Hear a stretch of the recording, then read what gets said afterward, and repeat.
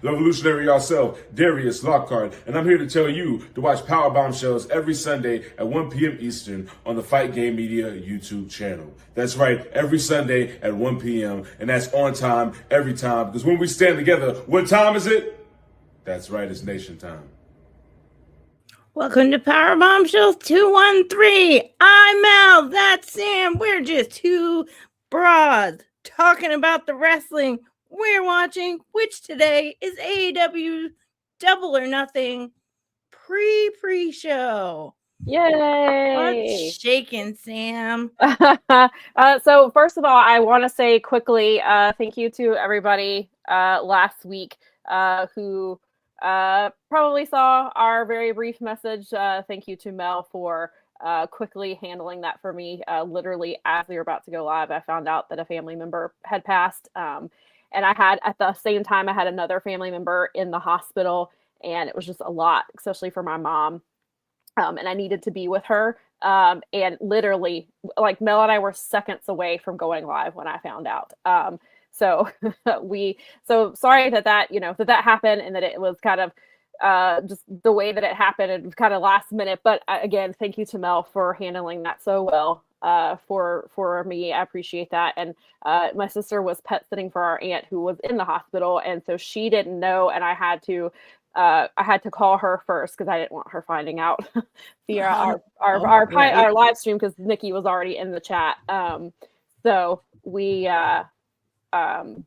So anyway, that's why we didn't have a show last week. And a few of you reached out to me earlier this week, and I really appreciate that. And thank you to, of course, the Fight Game Media group who reached out as well. So I really appreciate that. But we are back, and we are here this week. And so really looking forward to today's show. And then we did have talking about some of the wrestling we like. And we had the message open from Darius Lockhart. I got to go to, Nikki and I went to Ashe 15 last night. Nice. Really great show. God, 15, that's amazing. I know. So cool. Yeah, so it was very cool. It was a really great show. And it's next month is gonna be, they've already, before we even got to Ashe 15, they went ahead and announced the next show, because there's some big things happening. And I was first of all, Billy Dixon was not supposed to be there last night because Darius Lockhart didn't want him there because of some stuff that went down at Ashe 14. Billy Dixon showed up anyway, and he announced that next month will be the first ever 30-man battle royal, and the winner gets a shot at the Ashe Men's Championship.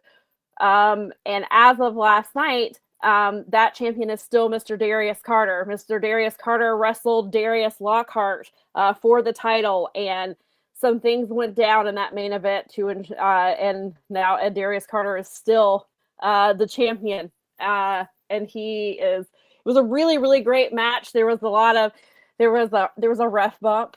There was some interference. There were some things that, hopefully we kind of knew was going to happen. Nikki and I kind of figured out was going to happen, but it played out really well. And then if you remember from, I believe it was the last show, I was talking about how, because Caprice Coleman, for those of you who don't know, is the Ashe commissioner, or was the Ashe commissioner. He kind of been on thin ice.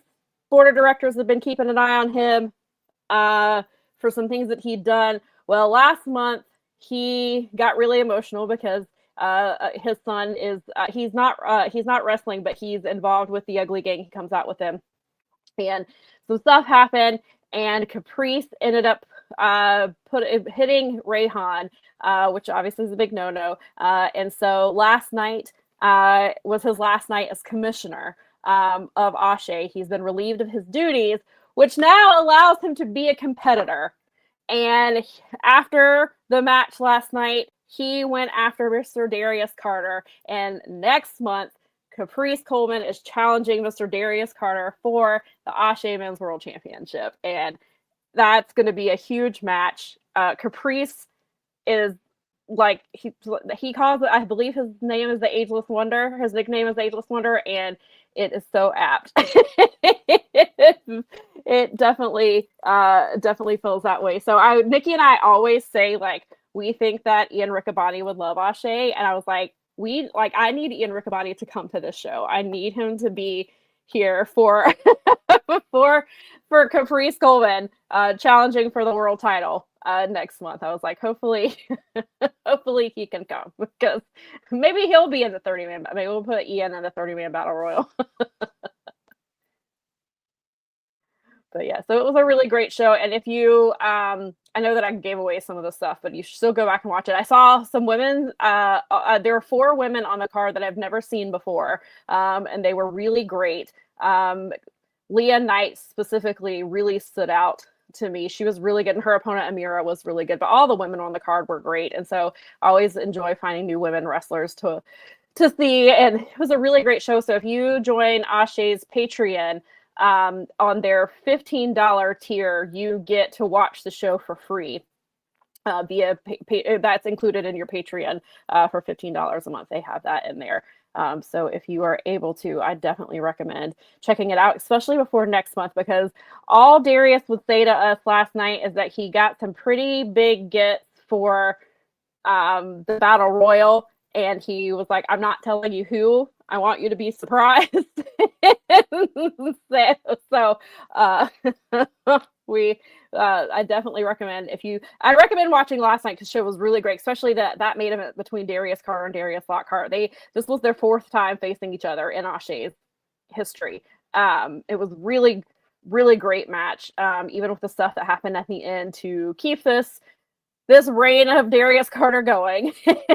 So definitely recommend watching it. But if not, make sure you get the subscribe for next month, because next month's show, it sounds like it's going to be like, if they were announcing that show before this show even happened, I knew it was going to be a big deal, because they don't do that. They don't announce a show before another show has even already happened. And tickets went on sale last night during the show, which they never do. So feels like something really big is happening, or some really big. So, I mean, obviously Caprice wrestling for the title, that's big enough in itself, but there's going to be several people declared for the 30-man battle royal last night.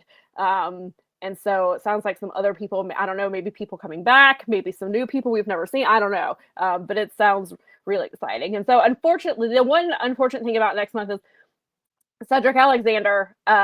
He did wrestle last night, and he brought his lovely X Division title with him. But Slammiversary is the same night as next month's show, and he will be competing in the Ultimate X match, which I'm excited for him, because that's, for me, the one highlight of TNA is Cedric Alexander. And now he's the champion, and that's coming back. So he, unfortunately, but the guy he wrestled with last night, Dante Khalifa, will be wrestling on his behalf. So should Dante win that match, Dante would not be the one facing Darius, but Cedric would be, according to Cedric's his line of thinking. That's nice. So there's definitely going to be some good stuff. Yeah, Nikki said he's got some good gets, and she said she wanted to know, but he said it had to be a surprise if he would not tell us, which I'm kind of glad about. I want to know, but I want to be surprised. And then Nikki also said, let her just say she's requested with someone for Ashe only because I know Darius, and it started off as kind of a joke, and I've been told it's being worked on and there are plans for him, so y'all keep an eye out. Yeah, last night we were saying we were going to get some candles and start a meditation, or start a manifestation circle to make this happen. Hopefully the universe will help us out with that. I think you're muted. It could just be anyone. It could be anyone. So it exciting. Could be. Yeah. So hyped for you guys. That's so cool. I'm glad and right on. Yeah. 15 shows. That's super cool. That's huge for an indie, for an indie promotion, especially doing the things that he's doing at the level. And they keep getting better. Yeah. And they're so last month's show was in Bloom Studios, which is so the Blumenthal Theater has been around forever, and there's they bring in a lot of really big, they bring in plays and really big acts and things like this. So Bloom Studios is not far from there, but it's its own little venue, but it's really cool. It kind of almost looks like it reminds me kind of how ROH is filmed now, where it's kind of like in a studio environment is kind of what it feels like, but the production is really great. They're like, the lighting's really good. They have very comfortable chairs, which is, as a wrestling fan, so nice. Very nice. We like, that was one of the things when Darius was like, last time he's like, well, how did you like the venue? And we were like, the chairs are so comfortable. Like, that's a huge deal. They're not these crappy metal chairs that they have cushion to them, and they're nice and they're comfortable, and it's air conditioned, and there's a bathroom, and there's a concession stand with, or there's a bar in there, and but they sell concessions and water and things like that. And last night, they were printed. There's a new Ashe shirt that's going to be going online, but they were printing them on the spot last night. Like, for people who wanted to order them, they had that, which they've had in the past. They've had some guy, they've had a guy out there that will print shirts on the side. It's not at every show. It's been at certain shows, but he was back last night printing the brand new shirt. So like, this new place is really, really cool. And I really like so like, I guess now once you watch it, like on like Patreon and stuff, you'll be able to see like a big difference in like the production and stuff. It looks really good. And shout out to Chris Lee, who brought his Emmy last night and had his Emmy putting on commentary, because I talked to him briefly last night, because the security was very much on, if you don't work here, you have to go. And so like, every time we were trying to talk to somebody, there was a security guard like trying to kick us out. And so we had like 2 minutes with like each person we were talking to. And so we're talking to Chris on the way out, and he said, I didn't bring it last month. And everybody's like, where's your Emmy? And so he was like, so he was saying on commentary last night, they would be like Emmy Award winning Chris Lee. And he was like, and Soul was like, no, it's our Emmy. And so now it's become this little bit after last night that it's their Emmy. Aww. That's awesome. Yeah. So really good stuff. So support your, even if wherever you can, support indie wrestling, because they need it, and they're alive and well. They maybe the super indies are not, but indie wrestling is still important, and please support indie wrestling wherever you can. And then yes, I do. So shout out to Brad. He and Kathy are going to Double or Nothing. Kathy wanted her to let everyone know that they're going, and so we are very jealous. But very excited for you. That's super awesome for you. You guys, that's good for her. That's a long night. Pay-per-views are long even for me. Like, they're always fun though. That's gonna be super cool. Yeah. Yes. That's y'all are in for, sounds like, based on this card, sounds like y'all are in for a really good show. Double or Nothing always delivers. Like, I think Tony said on the call this week, this will be the 8th Double or Nothing. Which is crazy, but Double or Nothing was, the one. I know that All In has surpassed it as like the number one show, but to me, Double or Nothing is right up there with it, because it was the first show, and it's the first real AEW as a wrestling promotion show. Like, I mean, the All In is great, and it was awesome, and I'm glad they brought it back and do it when they do. And it did start the revolution that led to the thing. But as far as AEW is concerned, like, this is the first ever pay-per-view with AEW on the label. Right. It's also where John Moxley made his AEW debut, was on that show. And he was talking, so it was funny on the media call, somebody did a write-in question, and they were like, what is on your Mount Rushmore of Double or Nothing matches? And Tony was so stumped. He was just like, and you could hear him starting to answer, and then he would stop. And then he was just like, there's so many great matches and great moments that have happened at Double or Nothing. He was like, I can't. So then finally he was just like, I can't come up with an answer on a minute's notice. I need time to think of. He was like, this is a really great question, but I cannot answer this right now. It was so, you could tell like he was thinking because of the way he was pausing, and then he was just like, and so I wrote when I was tweeting about it, I was like, he's stumped, because he really was stumped. You could hear that he was thinking, and he was like, I can't. And there's so many. He's like, that's what he said. He was like, I can't. He's like, 4. He's like, only 4. He's like, I can't. He's like, not on a minute's notice. I can't do that. He's like, maybe if this were a scrum and I had a few days to think about it, I'd have an answer. He was like, but not today. And I was like, yeah, I don't.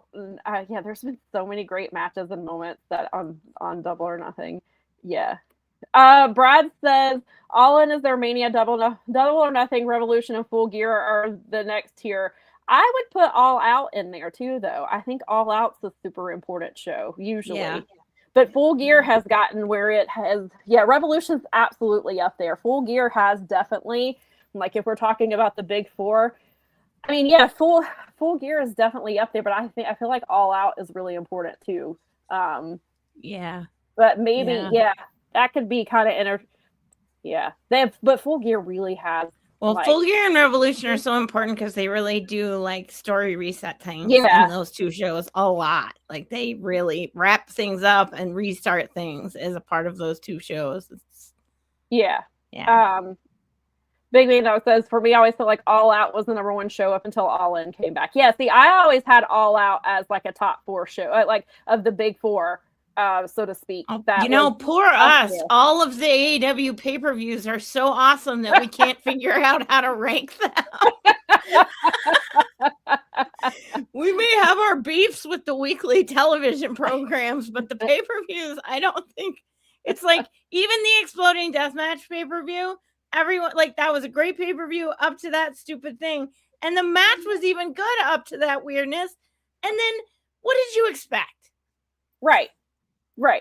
And then I would argue like the TV I think has been really great for a while now. Like the TV has picked back up. They went through a period of time where it was a struggle, but all things being equal, as someone who has to watch WWE, I would rather watch AEW as a struggle compared to like we even had somebody that I write with is not the biggest AEW fan, and they were like, even during SmackDown, they were like, I would rather be watching AEW right now. Like it's so bad. And it's not that I kind of because I don't have to. The booking, I mean, the booking is part of it, but it's just so boring. Like, tedious. And that is almost worse because it's just a show that happens. And like you can tell, like somebody like the crowd was just not into most of the stuff. And Danhausen continues to be the best part. Which great for him, but a backstage segment should not be the best part of your show. Your wrestling show? Yeah, your wrestling show week in and week out. Danhausen should not be the highlight of the show. Like everybody looks forward to the Danhausen segment, and then we all fight over. Like, I mean, I guess you could have probably saw that coming from about 1 billion miles away that it would end up like that. But also, you're right. It's like it should be. And because you are paid to do it and have to do it, you are obvious, like you're constantly going from this to this. So the comparisons like are right in the front of your mind. Yeah. It's like even the few days I do this, even when I watch some Boss J, immediately I watch AEW and I'm like, cut it out. Stop it. Shut up your brain. I unfortunately, because of everything that I haven't watched a ton. We got through on the first night of Boss J, we've watched everything but the last two matches. And then because of everything that has happened and Nikki was pet sitting, but even before, our family member passed, Nikki was pet sitting for our aunt. So I did watch, like I watched Collision and then that's when we watched Boss J and we had planned to like get into more and we have not been able to. And I hate it because I love Boss J and I've not been able to. So we're hoping that we're going to try to get caught up or at least because I was like, I really want to get caught up in it. I saw that Nick Wayne and Jun Kasai has happened, and I really am looking forward to that one. And so I want to, I'm trying to. I've got to find some time to watch Boss J because literally right before this, it's Champion Sunday because there's a whole bunch of football matches that have implications, including my sister's team potentially getting relegated. So we like called up the Discord and watched the game with them before this. It's like. So there's like so much soccer going on this weekend. It's crazy. It's like they're gonna do playoffs and then they start up the World Cup. So it's like, great, right? Goody. Let me get into another sport just in time for me to not be caught up on the other sport. Right. Yep. Although again, I think this is still like not a bad problem to have is that there's so much content, whereas just like with wrestling, there was no content at all or very little content when I was growing up. And as a player, you had to kind of dig through bargain bins and stuff to get like VHSs and so it's like crazy because you can just watch everything on everything now. And so and just like indie wrestling, there's like indie soccer. So dope.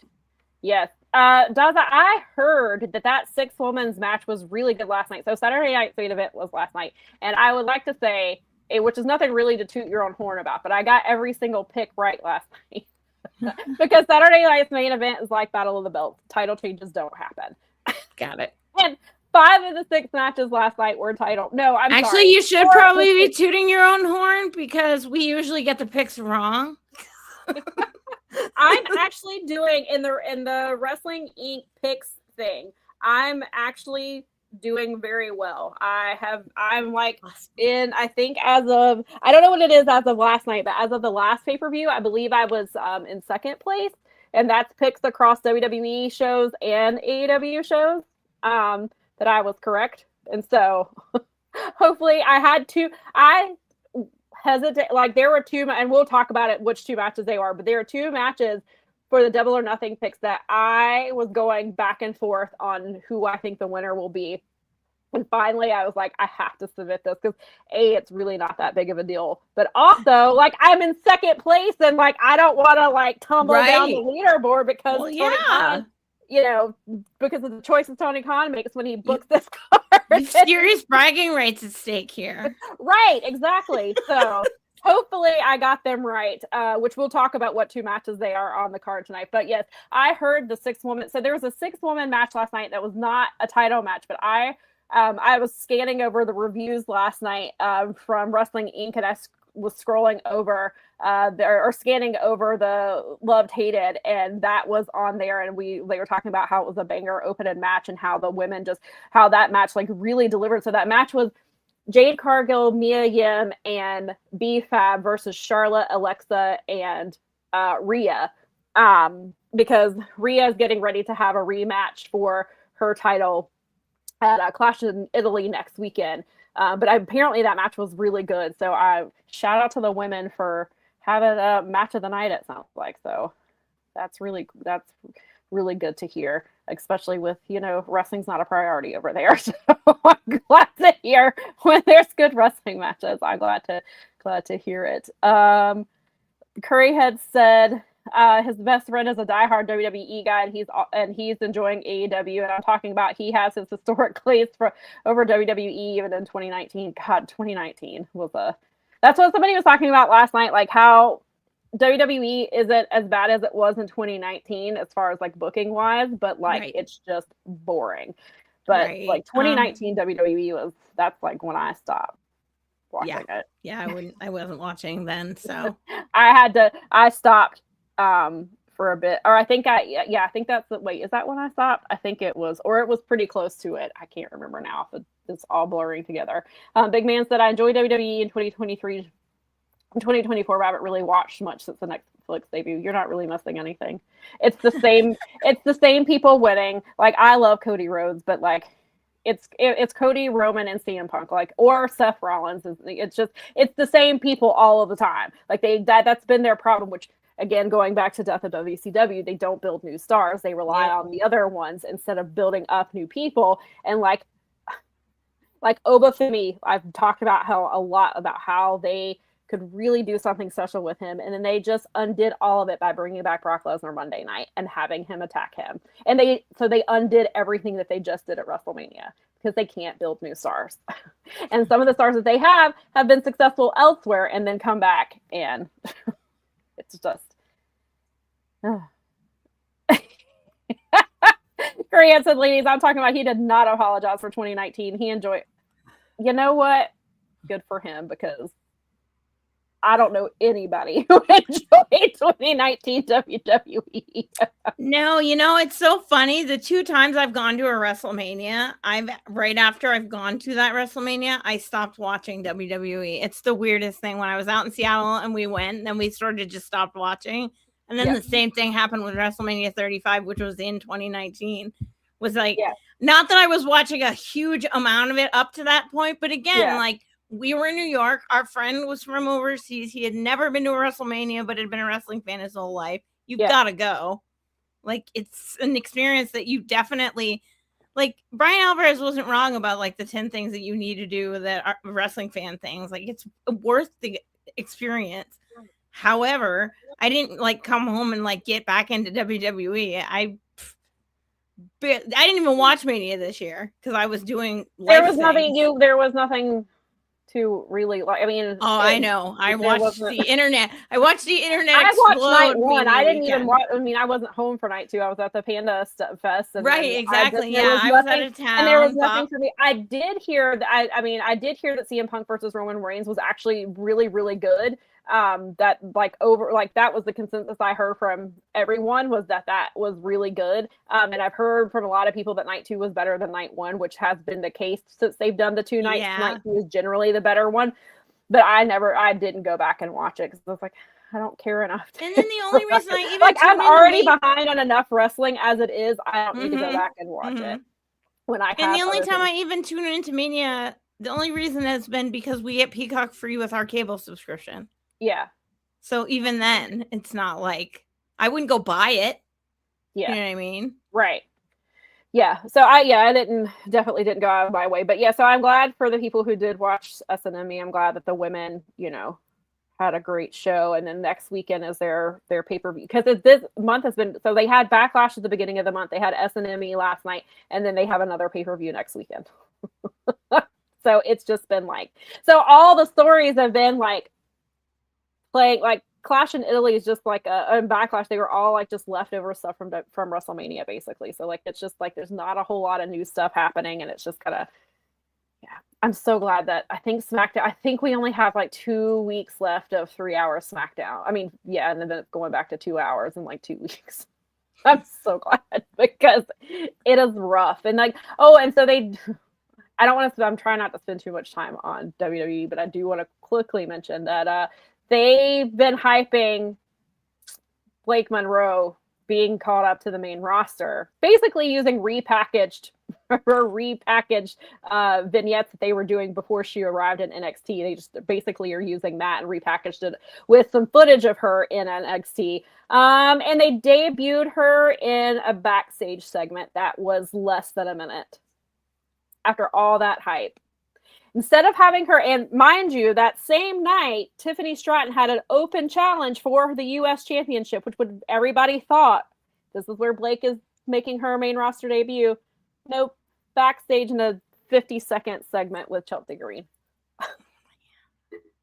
So yeah, it was not good. I was like, it's just, but that's WWE in a nutshell these days. This is what they do. Yeah, that was I wrote my hated was how they debuted her, and my title was they debuted Blake Monroe in a mediocre way. Wow. Because I was like, I'm gonna make a call back to Tony's promo, and it was definitely a very mediocre way to do. Yeah. Exactly, and it's hard to mess up Danhausen. The only thing that's going to screw them about Danhausen is they're going to oversaturate him. Yeah, they're going to overdo it. They know he's the best part. He's a huge moneymaker for them. He's already selling merch like crazy, and they are going to. So they know that the fans want to see him, so they're going to oversaturate him until the fans turn on him because they're going to get sick of him, and then they're going to hate him for a while, which is, it's clear to see so that's why I'm like, Danhausen, make your money now. Yeah, right.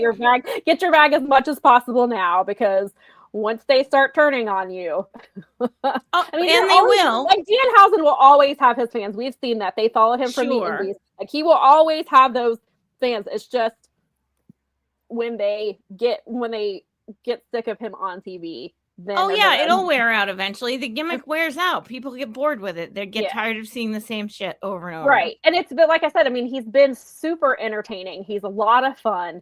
But it's just, it's but it hasn't. It's already got the clock's running on that. Yeah. Yes. And then he, I did see earlier this week he signed a deal with, I think, like a talent agency or something. Yeah, I saw it too. That does like comic Movies books and does like a whole variety of things. So Danhausen is smart. He's very smart when it comes to the business side of things. So I think he understands the assignment. Like he understands, hey, I probably have a shelf life because WWE is going to run me into the ground. I'm going to enjoy it while I can. I'm going to make as much money as I can.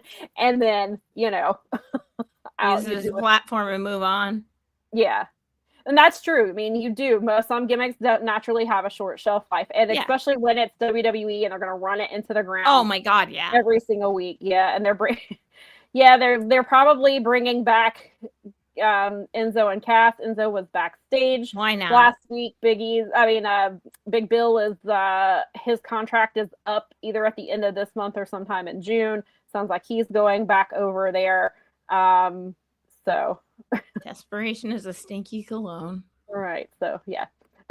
Brad says, well, Fulham won 2-0. That means Tony's going to be extra giddy tonight. The pay-per-view is going to be epic. Yeah. I needed Everton to not have that take a dump to Tottenham, and because it's just not good. And listen, all you Arsenal fans, I'm sort of happy for you, but not really. But okay, great. As my sister said, the only person who cares about Arsenal winning the Premier League is Arsenal fans. So there you are. that's that. Congratulations, Gunners fans. I bet, good for you. So, exactly. Yes, you and a lot of people, but Everton couldn't get it done as of the time I walked in here and had to start. So, because they were down. Big Van Dogs was a big Arsenal fan. Yeah, I know. It's fine. You're fine. I mean, you're allowed, not everyone's perfect. It's fine. Man, you guys have fun. You guys have fun with that. You have fun with that. Keep him out. Keep him in NXT because I don't watch it. Even though I've heard NXT has got the women in NXT, I've heard very good things about. But I watched a women's soccer match yesterday. I watched the UEFA Cup for women. That was actually pretty good. Hey, it is what it is. So I guess we should get into some. Oh wait, hold on. There's still some more soccer talk. Oh, that's don't fine. Worry, he dislikes Chelsea more. That's fine. We used to have a friend out west because he was a Chelsea fan. Bob would go intentionally root for Man U just to piss him off. So it was just, he liked to troll him with it. It's like, yes, we were. That was West Ham was my sister's team, and the relegation thing is not happy. We are not happy. So yeah. So. Yeah, exactly. We all wanted West Ham to stay up and Tottenham to get relegated for the first time in Premier League history, but 'twas not to be, it looks. And that's my poor sister. Her team's going to relegation next year. Oh, no. So that doesn't sound good. Yeah, it's, it's not great for the football club is all I'll say. So there you go.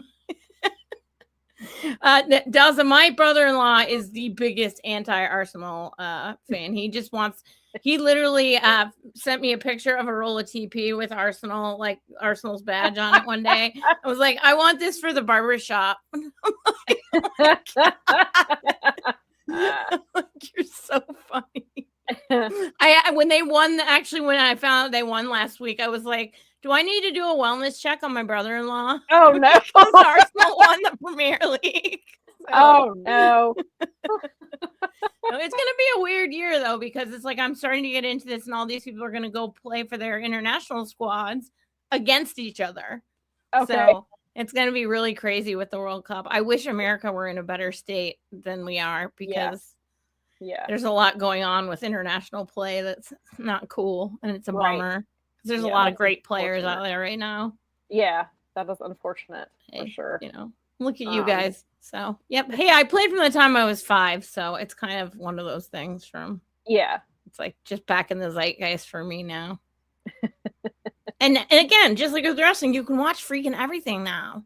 Right. You don't Yeah. have to stay up late at night and watch it on like some channel that you can get from across the border, or trade tapes with people, or Right. dig through VHSs at the mall store, The mall store. Suncoast Funny Video. I know that we talked about this before, but Tony was talking about the other day on the media call. He was talking about how he was a tape trader, and we were like, we know. You know, Tony. But it's so funny. Wait, Tony Khan, you were a tape trader? I never would have put that together about you, dude. I guess it makes sense that you would have tape trading in other sports. It sounds like I never really thought about that, but yeah, I guess that would make sense that you would trade tapes for. I mean, it seems so obvious with pro wrestling because of just but it makes I never thought about that there would be. Yeah, because the only place you could really watch is if you were close to South America. You could on the border states, so it was big there. Some of but even where I was regionally, you couldn't usually get, because the Canadian stations maybe would pipe it in, but you'd have to go we would be my friends, and I remember I went with a friend to Jersey because they had friends there, and that's where Japanese wrestling would be on in the middle of the night, and all the boys would be watching it. But that didn't come in where I was. Yeah, so, right. Yeah, that makes sense. So funny. So I'd be watching again, we'd either get the odd VHS tape because someone in the family knew you played soccer, saw a tape that had soccer on it, and just bought it for you. Right. Soccer's 50 best goals. And you're like, those are okay, but sure. Daza says that in 1919, Barnsley were denied promotion to the top tier due to politicking by Arsenal. Barnsley are my team. I bear a grudge. Okay, grudge on. See, that's all the more reason to have your feels about it. I'm here. I mean, I don't pay $50 for pay-per-view now because I joined my AEW. So, but I get it. That's how I felt too. I know I'm getting my money's worth. For sure. True story. And since it is I guess it is time for us to get to why probably most of you are watching. Well, except our regulars, but for people who saw, hey, look at this title, let's go watch the pre-show. Oh, they're talking about soccer. And they're talking about indie wrestling. Welcome to Power Bombshells. This is what happens here. We do talk about the wrestling we like sometimes, and sometimes talk about the wrestling that we are watching, because some of us have to watch wrestling that we don't like because we get paid. So we talk about what we watch. But here today, we are very excited to talk about Double or Nothing. And we have a special guest who is joining us, and I believe they are in studio now. So I am going to welcome to the show the wonderful Keila Cash. Ta-da! Keila, hello. are you here? Hello. I'm here. Thank you for joining us. How are you? I am doing wonderful. I'm very happy to be here. And then I realized, you know what? Only one person is responsible for this today.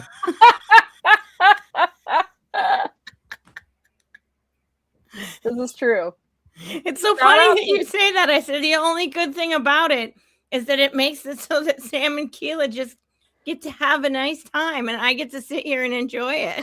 I was like, I just tee you guys up and let you enjoy the ride. Shout out to Keila, who has rearranged her schedule once again to come hate, to come be the number one player hater for QT Marshall. And it's funny because so I didn't get to watch ROH this week until Friday. And literally the first match, QT walks out. And I was like, are you kidding me? Action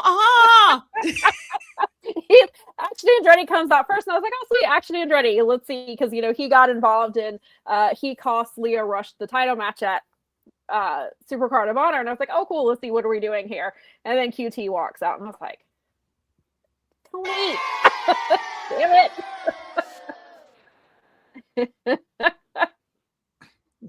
Oh. Yes. Crash says Killer Queen Keila. And Curry Head said, ladies and gentlemen, QT, Marshall's biggest fan. Hater. First of all, Curry Head lies. Lies on top of lies and more lies on this Sunday. I had to do it, you guys. I had to bring this graphic back just for this moment because it really, really just encapsulates everything.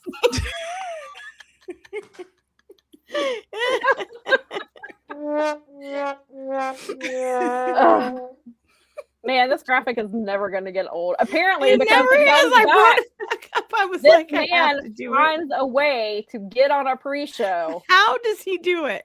every time. And I was like, and Keila, when I was getting ready for the media call and I was getting ready to tweet, hey, follow along. And I opened Twitter and there was the graphic. And I was like, you've got to be kidding me. So I sent it to Keila and I was like, I'm getting ready to start the media call, but look at this shit. So Keila was like, should have seen it coming. And I was like, it's death, taxes, and QT Marshall getting a pre-show pay-per-view bag. It never fails. I think that we were lulled into a false sense of security because it was very quiet. We just presumed like QT's going to get his bag at All In. Oh no, we forgot it's New York City. Exactly. He's got to get the bag there. Shame on us for forgetting. We've been talking about it being in New York and how that's why there's not going to be any blood on the show, and then didn't even think where QT Marshall is. We were so hyped for Brad and Kathy, we forgot all about him. Yes, we forgot. Like he snuck under the radar, and then boom, out of nowhere, pun intended, boom, there he is. Oh my God, too. And I told you guys, they're doing it for the carniest reason of all. So for the people who are not aware, so they sent out the graphic and I noticed the Vita Coco on it, but I didn't really, I just assumed they were going to be on all the pre-show graphics. And then the following day, they sent out a press release that says the Vita Coco is the official hydration sponsor of Double or Nothing. And then they were like, and the press release says they are sponsoring a specific match. They didn't say which match. And I was like, oh my God, that's why they're doing it. I was like, smart of Vita Coco. I assume they wanted Big Boom AJ because of his fan base, which makes perfect sense. But then because of that, that's how QT gets into this match. They're like, oh, we can't have Big Boom AJ without QT Marshall. I was like, are they like assigned like a pair? What is this? Why do we get both of them every time? So anytime somebody wants Big Boom AJ, then QT's got to come get his bag too, I guess. Is this going to be a thing where every time they open the stupid drink, QT shows up like Popeye or some shit? We'll have to ask. I don't know if Brad's still in the chat. Brad, if you go to the concourse where they're giving out Vita Coco samples today, and supposedly they're going to have AEW superstars at this concourse popping out throughout the day. You'll have to let us know if QT is one of the superstars that they bring to the Vita Coco booth. First Ric Flair, now this. First Ric Flair's mushrooms, now this. Oh my God. Brad is being positive about it because he's not a QT hater. Mark Briscoe, Orange, and AJ are all on the same hype team for the pay-per-view. This match was made for Kathy. Well, I hope Kathy and only Kathy enjoys this. Yes. Oh my gosh. I hope Kathy has the greatest time ever and that everything is perfect. Like, that is obvious. But QT, I don't know what his deal is. Why? Well, at least she gets everybody else and QT. And look at the other side of that graphic. Like, the graphic is the other side of that graphic is STP. Yeah, that's right. I got so caught up in it. I was like, wait, but Shane Taylor Promotions isn't in this, and that's awesome, right? Yeah, and they're continuing a story from ROH, so like it makes sense on that stuff. But still, and also I just would like to point out, because we did not get to talk about Super Card of Honor because obviously things happened last week. Super Card of Honor, first of all, excellent pay-per-view. Second of all, the only STP member with a belt is Lee Moriarty, because Shane Taylor and the Infantry lost the 6-man titles in an open challenge, but I can't be too mad about it because it's to Dalton Castle and the Outrunners. And Dalton Castle and the Outrunners are a blast. They are so much fun together, and they cut these great they have these great little like promos and vignettes and backstage things that they post on social media all the time that are super funny. So I was like, I can't be that mad, but I am still mad at you, Tony Khan, for having all of STP with belts except Trish Adora. I have been that has been on my agenda since 2024, and you didn't make it happen, and I'm still really mad at you for that. So I just want you to know. But I am excited about them getting a pay-per-view spot because we do love STP in this house. Brad says that Carly Bravo getting a match in his hometown is so awesome for him. Yeah. Yes. Crash, so there's a cheese grater in there somewhere. Yeah, remember it's Fernando says I'm a QT hater and I'm proud of it. He is very annoying. One of us.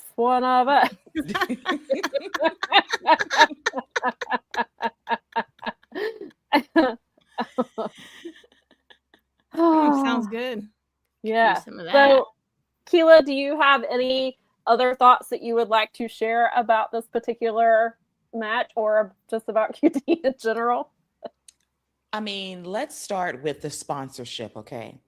Vita Coco, the official hydration sponsor of AEW, far superior to Prime Energy, which I have not seen on WWE programming in some time. That triggered a memory. I haven't seen a Prime bottle in months, but go Vita Coco. You go get that bag. Tony, that's how you do promotional integration for your pre-show to get everybody a bag, even QT, I suppose. But because of that, I am rooting for the baby faces, and I'm just going to X out QT because he will contribute absolutely nothing towards the team's victory tonight. I'm pulling for the baby faces outside of QT. Get your bag as if I truly care. But shout out to Vita Coco because they know how to brand themselves, latch on to a winning brand outside of QT. Never have that man promote your water because you will go bankrupt. You will file for Chapter 11 and lose all of your money because he will break you. He is anti-bucks, okay? He is anti-money. Except for what he puts in his bank account. Exactly. Liquidation. That's your future. Shout out to future. Crash for Vita Coco beware. Yeah, beware of QT Marshall. Sam, you win. That was me. That was Crash. TV. I wish I could take the thing for Coco Beware, but yes, Coco Beware of Vita Coco Beware of QT Marshall. But you completed the sentence. So I did complete. You win. Yeah, so there we go. Well, this QT brings it out every time. He really does. It makes it so great. I mean, he's so awful, but it makes for such wonderful content. So here's to you, QT.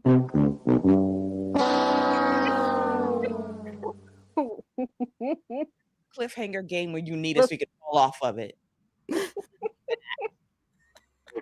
You're off, QT. You're off. Why does he do it? Although we do get to see Keila, so I can't totally complain. I mean, thank you for QT for giving Keila a reason to change her entire schedule around for us. He gives me life purpose for this, and I appreciate that. Otherwise, he can kick rocks. You know, it got me wondering though, because didn't they even have a Prime bottle that literally was a Prime bottle, like a dude in a Prime bottle? It was actually IShowSpeed in the Prime bottle. Okay. Yep. I couldn't remember. That's how we got him in the. That was how the WWE stuff with IShowSpeed started, right? Yes, that, then the Royal Rumble appearance, and then this year's WrestleMania. Yep. Maybe they should hide QT in a Vita Coco bottle. That could work, right? If he takes bumps in the Vita Coco bottle, I will actually kind of sort of pop. I might actually do that. If cocoa water just splashes out of him, I would give that a 10. Yeah, I mean, we can make this work. We can spin this pretty quick. Come on. No, Mel. Spin the QT bottle. There you go. Spin the cocoa water around. Come on. That big boom AJ and Get the wrestler in there and just be like, You have to have whoever a he wrestler in there. points to, You you have have to to like wrestle. spin him by his feet. Or you can put him with Claudio and have Claudio give him the giant swing as he's in the Vita Coco. As the water is flying out of him at the same Yes, time from the top. while he's and then you have Yuta drop kick him in the head, and then as the water comes out, This the could cat work. goes flying in the crowd. So we also not only do we market wrestling funerals, we can also help you market your. We can help you market your product to wrestling fans. We can take your Vita Coco presence to another level. Listen, by the time we're done, Vita Coco will be greater than vitamin water. It will be once we're done with them. I love it. It's true. Michael says QT looks like a Hanna-Barbera cartoon character. Oh my God. Which one is the question? He is so golden tan that he looks like the episode of Friends where Ross gets the spray tan and he doesn't know when to turn. And so he gets sprayed 4 times because he can't turn around. And when he whitens his teeth, that they're so bright that Chandler says, "Where did you get your teeth brightened? On the sun?" That's it. That's QT. What he looks like now. And also, well, speaking of QT getting the bag, and I guess I'm sure he gets some part of it, my AEW has added 1PW, I forget what it stands for, has added their promotion, and apparently QT is involved with that. So now QT's, I have to look into it further, but I believe from the tweet that I saw from QT that his promotion or he's working with is on the My AEW network. Don't quote me on that for sure, but I think that's what I read yesterday. Stop it. Curry head said QT is darker than me and I'm a light-skinned black man.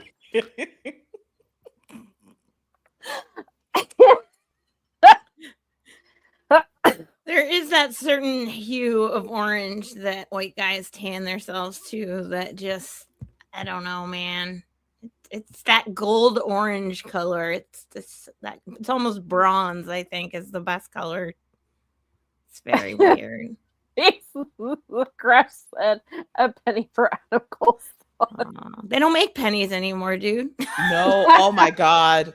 QT Mel, is almost the color of a penny, so yes, copper. He is the color of copper. Listen, the penny. That's why he absorbed it all onto his skin, and now they can't make the penny anymore. Oh my God, it makes so much sense now. It does. If you have a penny, it's a collector's item, and you can thank QT for that because he basically retired the penny. He says, "Listen, I need all the copper for my skin, and because of that, we are out of pennies." Coinstar, what is that? I don't know what that is now. I died for that reference. That's awesome. Oh my God. Also, I want to go back up to this comment because Curry had said he's going to buy a QT shirt for Keila so she can burn it. Oh, yes. Yes, as I drink Vita Coco water. I'm all about branding, and I will go all the way as I sip my drink and say, F you, QT, as I burn your shirt to flames. Even though he's already got your money. Yeah, he's already got it. No, someone else bought it for her. It's perfect. That is true. She can get the water from one of the venues that's giving it away because they want you to do. And then she's getting someone else buy her shirt. Brad says Coppertone is no longer a sunscreen brand. That's QT's name. More marketing for you, Coppertone. Yes. That's his new gimmick. We're just going to call him Coppertone from now on. Coppertone's back on the pay-per-views, girls. Oh, God. Oh, God. They're going to be like so psyched because people are buying way more of our sunscreen again. We can't figure it out. While they're drinking Vita Coco. I know, right? You're welcome. Copper so QT. Oh. Curry had said, "Hey Keila, what will happen if QT gets the pin?" To what exactly? Do you mean the pin for the match? I think he meant PIN. I think is what he meant. Oh, Which I'm one about now? to say, because if he was gonna get the pin from Tony Khan, I'm like, listen, AEW had a great run. Let's pour for it right now. Like, which pin are you referring to? If he gets the pin tonight, I'll tell you what. I will You better be go wearing outside. I will Uh-huh. go outside. It might be raining where I am this evening, but Same. I will go outside and I will look up at the sky and ask God why. And then go back inside and try to enjoy the rest of the show with a heavy, stiff drink. If you hear screaming later tonight, it's me and Keila screaming all the way from the south in the rain. And it's Like, not because the there'll Braves be won. like a It'll be because trifecta. It'll QT be- won. It'll just be Sam, Keila, and Nikki, and just emanating up to the north here. In the Ohio River Valley, we have a chance of rain and 3 chicks from the south screaming. Shaking I know their them. I know where that originated. I know where that weather pattern came from. shaking their fists in the air. Fernando You says, guys, your fist shaking will actually cause like a weather shift. Maybe you can move some of that rain off to the northeast there. Fernando says QT could have been the gingerbread man without wearing the suit. Oh no. Actually, he could have been. Listen, if QT was in that coffin as a gingerbread man, I probably would have laughed. Really hard. A hearty laugh. As he went to Crumbles. Yes. Yes. And he'd have a shirt for Rest in Pieces. Of course. Oh my God. And Joe Test would break, which was one of my highlights of 2026. Yes. Honestly. Yes. That was one positive about that segment, is it did make Joe Test break. I mean, when he saw the graphic and he was like, oh, no, y'all did not put this on the screen and said, They did not. They clearly did not tell that man. He saw it live in real time and reacted and for a minute, he forgot what his job was and was like, you could tell that man probably wanted to cuss and be like, what the hell is this? And he handled it in a Joe Tessitore way. Yes. He was unprepared. Like, Wade had to help him because they were not ready for that graphic. They were not. They did you can tell they just sprung that on them. They wanted a live reaction and they got one. Yes. It was one of the best moments of the year because I was like, y'all, come on now. You can't do a straight read with a graphic of a gingerbread man with the date of his death being the same year and Rest in Pieces. Right. It was too much for Joe Tessitore. It's too much for him. I understand. That's some serious professionalism. He's a better broadcaster than me. So I guess Keila gave her answer on who she hopes will win this match and what will happen if QT wins.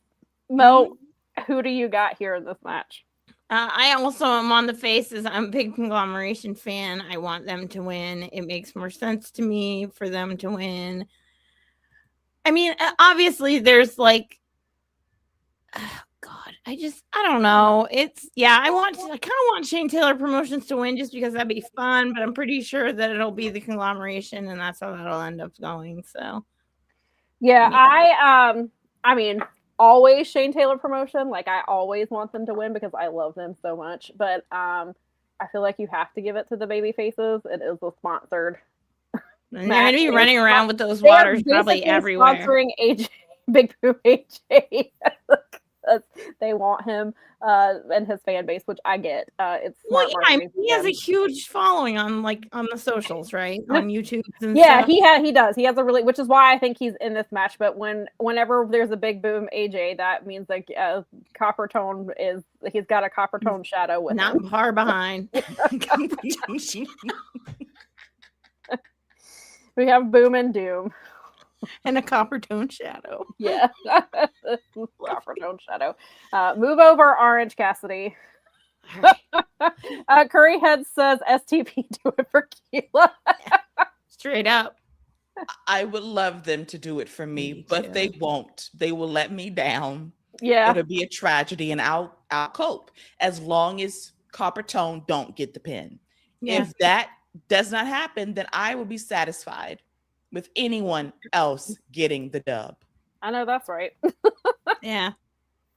So in the next match, so for I believe this is the third pay-per-view in a row that Divine Dominion has been on the pre-show, but I will once again remind the people, when I talked to Deanna Parazzo about this, I asked her if wrestlers do they see the pre-show differently than the main card, and she says no, because we're on the card, we're entertaining the fans before the big show, we're getting them hype, we're getting them ready.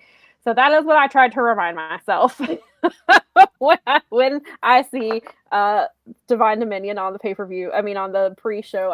If I'm not mistaken, this is the third show in a row they've been on the pre-show. Or no, I guess it was two separate matches. That's what it was, because it was Willow versus Lena Cross, and then Divine Dominion had the match on the main card, and that's where they dropped the titles because Willow had gotten beat up from her match with Lena Cross. But as we've talked about a couple of shows ago, we understand from a booking point of view, as far as the Divine Dominion having the 5-minute tag team, that you want them to look dominant. And so you want women to not be able to be able to defeat them because they are just that good. They are just that dominant. However, in the year 2026, women should not be having matches that last less than 5 minutes. In most cases. So for that part of it, I'm super annoyed with it. Hopefully, and you can only do this for so long before it gets boring, and before they're gonna wear out its welcome very soon if they haven't already. So today they are facing not a real tag team. They are facing two really current standouts in Ring of Honor with Zeta Steel and Viva Van. Viva Van had a really great match with Red Velvet at Supercard of Honor for the women's TV title. I really like Viva Van. I've been a fan of her since I've seen her on she was back on, I think she was on, I want to say she was on some Darker Elevation shows. She is signed to ROH. She has been signed since last year. But that was easily the best match that she's had. She was very good. And then Zeta still has really started to put it together. She's starting to really pick things up. Her match on TV against was that her match? No, not her match against Toni Storm. I believe it's her match against Marina. She said that was her first TV match ever. So when she was in WWE, she never got to wrestle on TV. And so she has definitely, been putting in the work. She's great with Christopher Daniels. Has been really great for her. I mean, how can he not be? So I'm excited for both of these women to get on this show, but we all know what's going to happen. But hey, maybe they'll make it. Maybe they might be the ones who might make it the closest to 5 minutes that we've seen so far. Keila, what are your thoughts on this one? And what are your thoughts on the 5-minute tag team challenge? I hate it. 5 minutes, like we're putting a cap on it. What is this, a speed match? No, I'm good with that. I will say it will get tired very quickly because you're going to run through your opponents very fast. And you were like legit contenders for these tag team titles at some point. But right now, the heels are dominant. They're booked strongly. I like the Divine Dominion a lot. I really do. But one of my concerns with the creation of the women tag team titles in AEW, my same concerns I had for a very long time with the WWE women's tag team titles.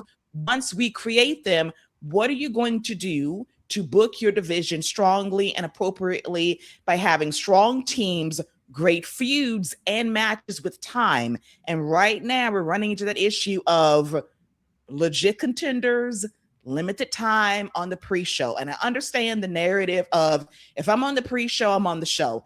That is all well and good. There is a difference between being on the pre-show and being on the pay-per-view where you get time. There is a difference.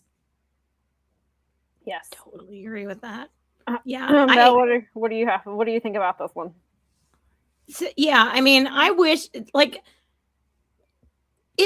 is based around the idea of a proving ground match, which is usually 10 minutes. So why not give them 10 minutes? Well, it's because it's the ladies and all the other reasons. And again, it's just an excuse. And I don't like that either. That's, to me, it's like they can still be dominant if you give them a real proving ground match. So I don't see what the point of that was.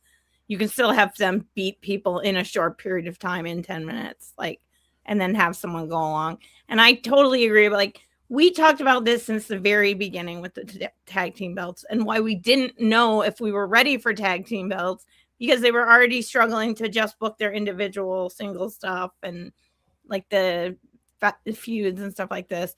So yeah, it's a bummer because it is building up Divine Dominion, but it isn't necessarily building up the women's tag division. And Right. I, of course, obviously, especially when you can't build up the tag team division when they're wrestling non-tag team. Right. And they're just wrestling random women, because last week or the week before was Keila Cash and Kaya McKenna, who are indie wrestlers, but they're not a tag team. So they're wrestling just random women who are not tag teams. Zeta and Viva are not a tag team, but even though, as Brad pointed out, that he wants him to put Zeta, Viva, Mina, and Red Velvet together as a unit because they all work together, make it official, which yes, but yeah, they're not working with tag teams. And this is what we've talked about too. So Michael says there's no way they can hold off doing Divine Dominion versus Brawling Birds till August. They can't keep doing 5-minute matches till then. My guess is they're going to have Divine Dominion beat them, and then they're going to get a rematch at All In, and that's where Brawling Birds wins. I don't think at this point, I don't think they're going to be able to hold them off to make their first match happen at All In. I think they're going to have a match where Divine Dominion wins, and then the Brawling Birds defeat them because otherwise, I mean, it sounds like Ty J is back in the picture because Ty showed up the other day and she was talking with Anna Jay backstage. So, I assumed that I thought that was going to be the match for today. I thought Ty J was going to get this shot. And so maybe they're saving that for a different pay-per-view or for something else. But I thought that's where they were going to do that. But Big Man, I get your point that they are probably being diplomatic, but I also think, and as Deanna we talked about, WWE is the one who made people think that pre-shows don't matter. And people can't get past that. They say, oh, pre-show, none of this matters. It doesn't matter if you pick up a win here. It doesn't matter that this is happening here. It doesn't matter that this is a title match on a pre-show, because that's where we have been conditioned for, the last several decades that it doesn't matter. And I think Tony is trying his best to make that happen. And I'm sure they do. Of course, the pay-per-view does matter more, but you also have to think wrestling fans have been trained for years to think that no, it doesn't matter because WWE told you it didn't matter. And so I think he's trying to undo that by booking title matches on the pre-show. But when you're booking 5-minute challenges, then of course that feels like it doesn't matter. And that's where that also becomes a problem. I mean, it should matter a little because you are trying to advertise to get other people who wouldn't have otherwise bought it to get. I mean, the entire point of having those opening matches back in the day, even with WWE, was to get people to buy the pay-per-view. Right. So you would want to put something interesting on there to get people to buy the pay-per-view. Right. And I guess that was kind of Deanna's point as well when she was answering that question. But, and I'm with you there, But I think that the belt should be on the main card. And I think that they should be. We should definitely be booking more angles and matches for the women on top of it. Yes, they need to go hand in hand. And Michael says they barely book the world title property. Having 2 more titles and less TV time makes no damn sense. It doesn't. It does not. It is not. And see, so Fernando, and I get it. To be from here, he always skips the pre-shows to get some stuff. And some people, that's how which is unfortunate because they do have sometimes they have some really fun matches on there and it gets people, on TV, it gets them a payday, and which is nice. But yeah, I can understand why sometimes, I get it. But yeah, so it's clearly, Divine Dominion's gonna to win this, and hopefully maybe Viva Van and Zeta still pick up some new fans out of it. They're great. I do like them. All right, and the last buy-in match is the Ops. Apparently, Hook has been cleared because he is in the graphic. Yeah. So, and we have Shibata and Anthony Bowens, who I love his new gear. I like him in the Ops. I think this could be a really good thing for him. So I'm excited for that. And then they are taking on members of the Death Riders. They are taking on Wheeler Yuta, Daniel Garcia, and Claudio Castagnoli. Mel, what are your thoughts on this match, and who do you think takes it? That's a good question.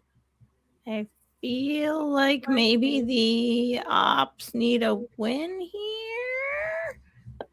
Maybe to kind of, yeah, I think, what the hell? I'm going to take the Ops because I love Shibata and Hook's hair is on point right now and you can't beat hair that good. So, and I want Fair to see enough.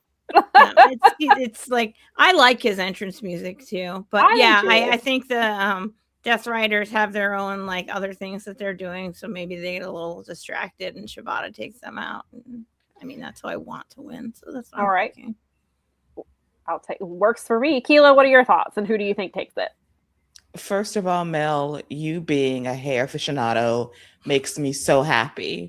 Lady B and I and Brian are somewhere like weeping tears of joy that you two care about conditioned hair.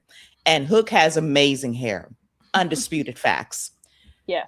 As I think about this match, I live in a world on this evening, right before the pay-per-view begins, where Wheeler Yuta might get cheered in New York City. That is blasphemous. That is egregious. That is an unnatural order that I cannot have. I love Claudio. I do. That's my guy. I roll with Daniel Garcia, but Yuta getting any semblance of love offends me greatly. So therefore, I am also joining Mel and picking the Ops for the W, because I cannot, within good reason and conscience, cheer for Wheeler's bald-headed buzz cut behind. I can't do it. First of all, I will not handle. I do not appreciate. I don't like the Wheeler Yuta hate. I love Wheeler Yuta. They will never. I do make too. I they love will never hating make me him. boo him. However, I think being in the ring with Hook is going to trigger him because his Yuta used to have such beautiful hair that he was forced to shave because Tony Khan wanted to do a hair versus hair match. From what I understand, that was Tony Khan's idea. It was not Wheeler Yuta's idea. He was just being a good sport and lost his hair. Lucky for him, his hair seems to grow back quickly. Yes. So it's way faster than Johnny TV, who was still actually probably shaving his. But it's growing back much faster, and I think this match is going to trigger him. And then Daniel keeps buzzing his head, I think, to be in solidarity with Wheeler Yuta. And then Brad says that he cries in bald.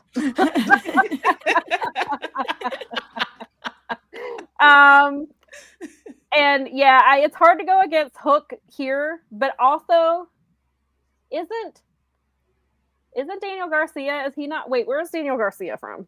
Buffalo, I think. He's from Buffalo, right? So he's not technically hometown as in the way that Hook would be. But yeah, he's from Buffalo.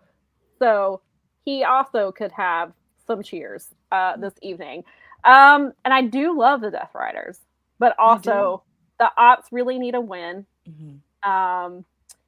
And Anthony Bowens really they want him to prove himself as being worthy of being, like, Hook didn't want him in there, but Samoa Joe's like, nah, he's in. It's like, so Anthony's gotta make Samoa Joe look good by picking him, and he's got new gear, and I really need this version of Anthony Bowens to do well, because I really like him, and I think just couldn't figure out what to do with him when he first became a singles wrestler, and I think this, I'm hoping, can be it. And how can you not learn from not only Samoa Joe but Shibata? Like, those are, like, it doesn't get much better than that. So, it is the Death Riders, so I wouldn't be surprised if there's some shenanigans, but they need a little bit of comeuppance every once in a while, and I think the Ops can do that. So I'm gonna round it out. We're gonna go 3 for 3, and we're all gonna take the Ops here.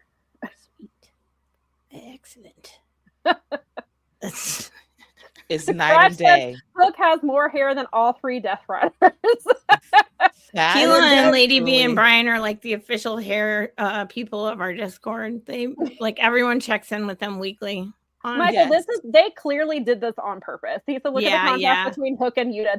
The person who made this graphic knew what they were doing. They are trying to trigger Wheeler Yuta just from looking at the graphic. Yeah, look at his face. I They're mean, he's already gonna get in his head just looking at the graphic. He's probably already psyched out.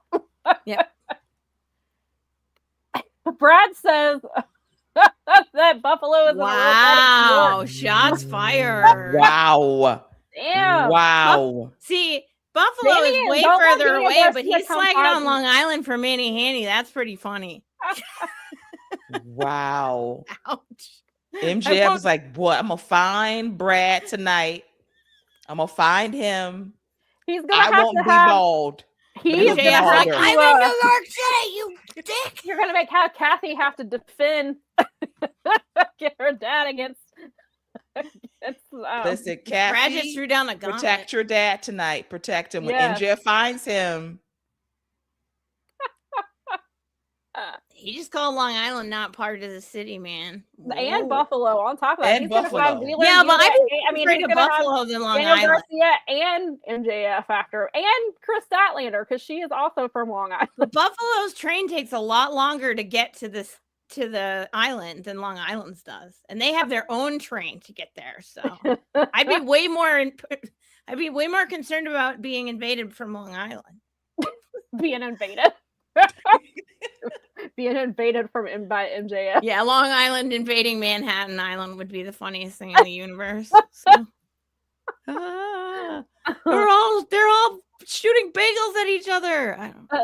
Crush says there will be a lot of ball chants tonight. Please be strong, Brad. Be strong. Brad is repping. He is repping for all them men out there that are proud of it. It's okay. Embracing. All right, let's move on.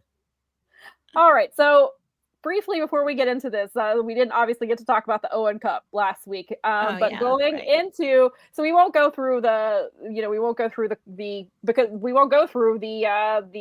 bracket, because the bracket has changed, because on Wednesday night during the 3-hour Dynamite and Collision special, we got some very unfortunate news. Willow Nightingale, the previous Collision, she had a really great match with Red Velvet for the TBS Championship, and during the match you could see that she had banged up her shoulder. Commentary even mentioned it. I think part of it was she did a cannonball off the apron, and Red Velvet moved and she landed hard, and then Red Velvet was kind of going after the shoulder the rest of the match, and she was struggling to pick her up to do the Babe with a Powerbomb. She did get the victory, but unfortunately she's had to bow out of the tournament, and she has relinquished her TBS championship. I did ask Tony Khan on the call on Thursday what the plans were to crown a new TBS champion. Like, how are we going to do it, and would it be during or after the Owen Cup? He gave me a very long answer.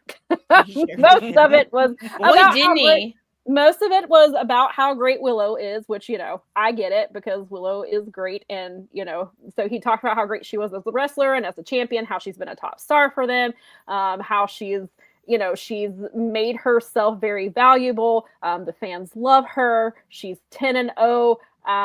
She's undefeated. She's 10-0, I guess, as champion. And he was talking about how she was looking to become, and Willow mentioned it as well, she was looking to become the first ever 2-time Owen Hart Cup winner, and it's rough. You are not only missing Willow, but you're missing Tony and Mercedes. I mean, the stuff with Mercedes could change, maybe even as early as tonight, but you're missing 3 of your biggest women at a really critical time, and that's a rough thing. And he did shout out Stat and Sheeta for stepping up.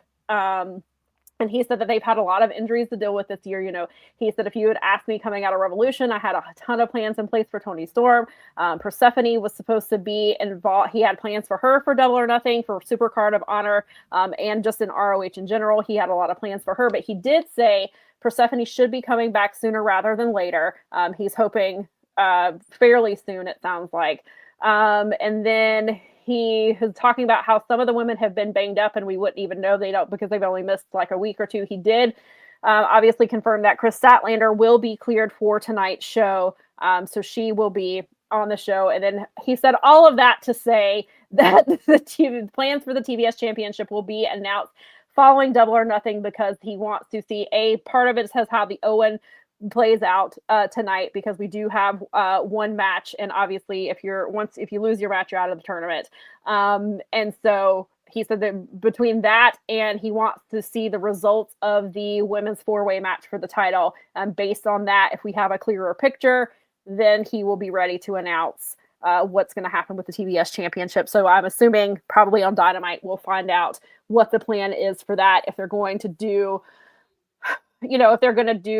clearly probably not a tournament since the Owen is going on. Maybe we'll get lucky and they'll do like a battle royal or a gauntlet match or something cool, and not just a random 4-way like he likes to do. So we'll see. But it is any time that Willow Nightingale is not on TV is not good. So I hate that for her. I hope that he did say that she will probably miss several shows. I don't know, he didn't give a time frame on her return. But hopefully it'll be soon. And Michael said, took him over 8 minutes to say, we'll figure it out after Double or Nothing to your question.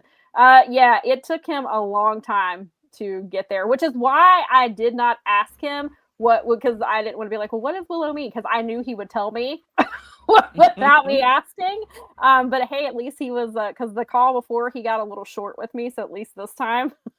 I was reading your Scrum tweet and I was like, oh my God, it's so funny when he answers Sam. It takes like 5 freaking tweets.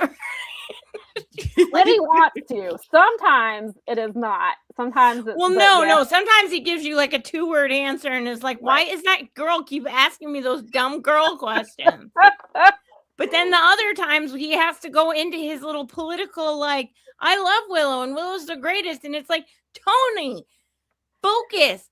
Answer the question she asked.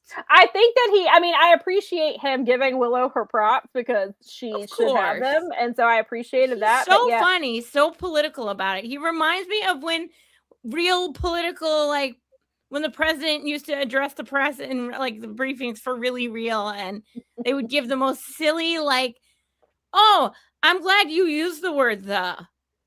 Let me explain why the word the is so awesome. I mean, yeah, so I was like, on the one hand, like, and again, that's why I specifically was just like, what are the plans for it? Because I knew like he's going to tell me what he thinks of Willow, which, again, she should get her props. I appreciate that. But yeah, it was a really long answer to get to. Oh, no. I'll tell you after Double or Nothing. But, it was the obvious question. It was the obvious question, but I knew, I was like, well, the first person's going to ask about Mick Foley, and they did. And I was like, or somebody's going to ask about Warner Brothers. So I was like, I'm going to ask the obvious question about the TBS championship. So we'll, I guess, by next week's show, we'll have some more information on how they're planning to do that. But yeah, so I don't know answers to women's questions that are longer than the women's matches. At least the tag challenge. Anyway. But so the match that will now be happening. So tonight obviously was supposed to be Willow versus Alex Windsor. That Alex will now face a wild card wrestler at a later date. And so we will find out, I guess, when we're doing that as well. And so the match that got moved up is Athena versus Mina. And I was joking, did they put them in a match together because their names rhyme? I didn't realize you just said it. But Athena Elite Wrestling is returning. Thank goodness. She is still champion. She defeated. I enjoyed the Survival of the Fittest match that they had last week. It came down to her and her proteges, Billy Starks and Maya World, which I feel is significant. I understand people's fatigue with her being champion. However, I'm very glad that she did not end a 1,252-day title reign in a 6-woman match. Yeah. I'm very glad that didn't happen. I hope we're actually getting a story, and they've been building some stuff with Billy where it looks like it's her. I think it's going to be Maya because Athena has trained her from the beginning. I feel like that's where this is going, but regardless, more Athena, the better. And so, Keila, what are your thoughts on this match, and who do you think takes the victory here and moves on to round 2? It's always good to see Athena hop through the AEW portal and pay us a visit yearly. I do love that for us. And I'm here for this match. I expect this to be very good. Athena and Mina, I cannot not rhyme them now. Thank you very much for that as well. It's in my head. But I expect them to put on a great match. It's going to be highly competitive. Some great near falls in the mix. Mina's great. Athena is fantastic. And I understand the reign is long. It's been very, very long. But you want to make sure the right person beats her for that forever championship. And that time, I think, is coming very soon. Will it come before the end of this year? Potentially. But in the meantime, I have Athena winning and moving on to the semifinals of this tournament. Mel, what are your thoughts? I'm torn here because the winner gets a shot at the championship, right? At All In. Okay. Yeah, this might be an Athena win one here, because they might be starting to really actually, because they are considering probably eventually, getting that belt to another gal in ROH. They will definitely be bringing her to AEW, like Dynamite and Collision, because she's too good not to. Getting a win over Mina under the current circumstances does seem like the more plausible thing, even though you would think Mina. I think I'm going to go with Athena on this one too, honestly, because the more I'm thinking about it, the more I'm like, actually, she should probably go deep into this tournament so people really start to get to know her again. Because like Keila said, they don't bring her out all the time on the regular. They put her on the pay-per-views, but a lot of times she ends up on the buy-ins or the 0 hours or whatever. So she should probably win here on the big pay-per-view. Yeah, yes, before we move on, yes, Athena did an O-face off the top of the ladder, and it was insane. She did that during Survival. She's great. She's so always cool. been great. Actually, this is probably going to be a hard-hitting match. It is. Yes. It is going to be, which is Brad said the same thing, that he has opinions about the Survival of the Fittest match in the current part of the reign, but that's another show. It should be fun. This match should be fun and hard-hitting, which this is the type of match that Athena loves. She calls herself the American Joshi. She thrives in this type of match. Mina's been doing very well. I think that she has been having some really great matches. And Athena pointed out during the post scrum from Supercard that she has not she's made it to the semifinals both times she was in the Owen, but she says that she thinks she was too focused on the other women, as in she thought she said she knows she's better than them, and so she took them lightly. And this time she was going into the tournament thinking only of herself and what she has to do to win the Owen this year. So she definitely has a ton of focus here. I mean, part of it, Mina makes sense storyline because of all the stuff they're doing with Time with Tony, but I think that Athena makes the most sense here. I feel like Athena's going to get far into this tournament again. And so I am also going to go with Athena here. But I think this is going to be a really, really good match. And I think because they now have the pay-per-view pressure on them that they didn't, because this match was originally not on this card, I think this is going to be, they know that they are having to step up here. And I think this is going to be a really, really good match. It's true. All right. This is so at the beginning of the show, before you got here, Keila, I was telling everyone that before I turned in my picks for Wrestling Inc., there were 2 matches that had me stumped before I made my picks, and this was one of them. And I'll tell you why once we get to it. But so this match is for the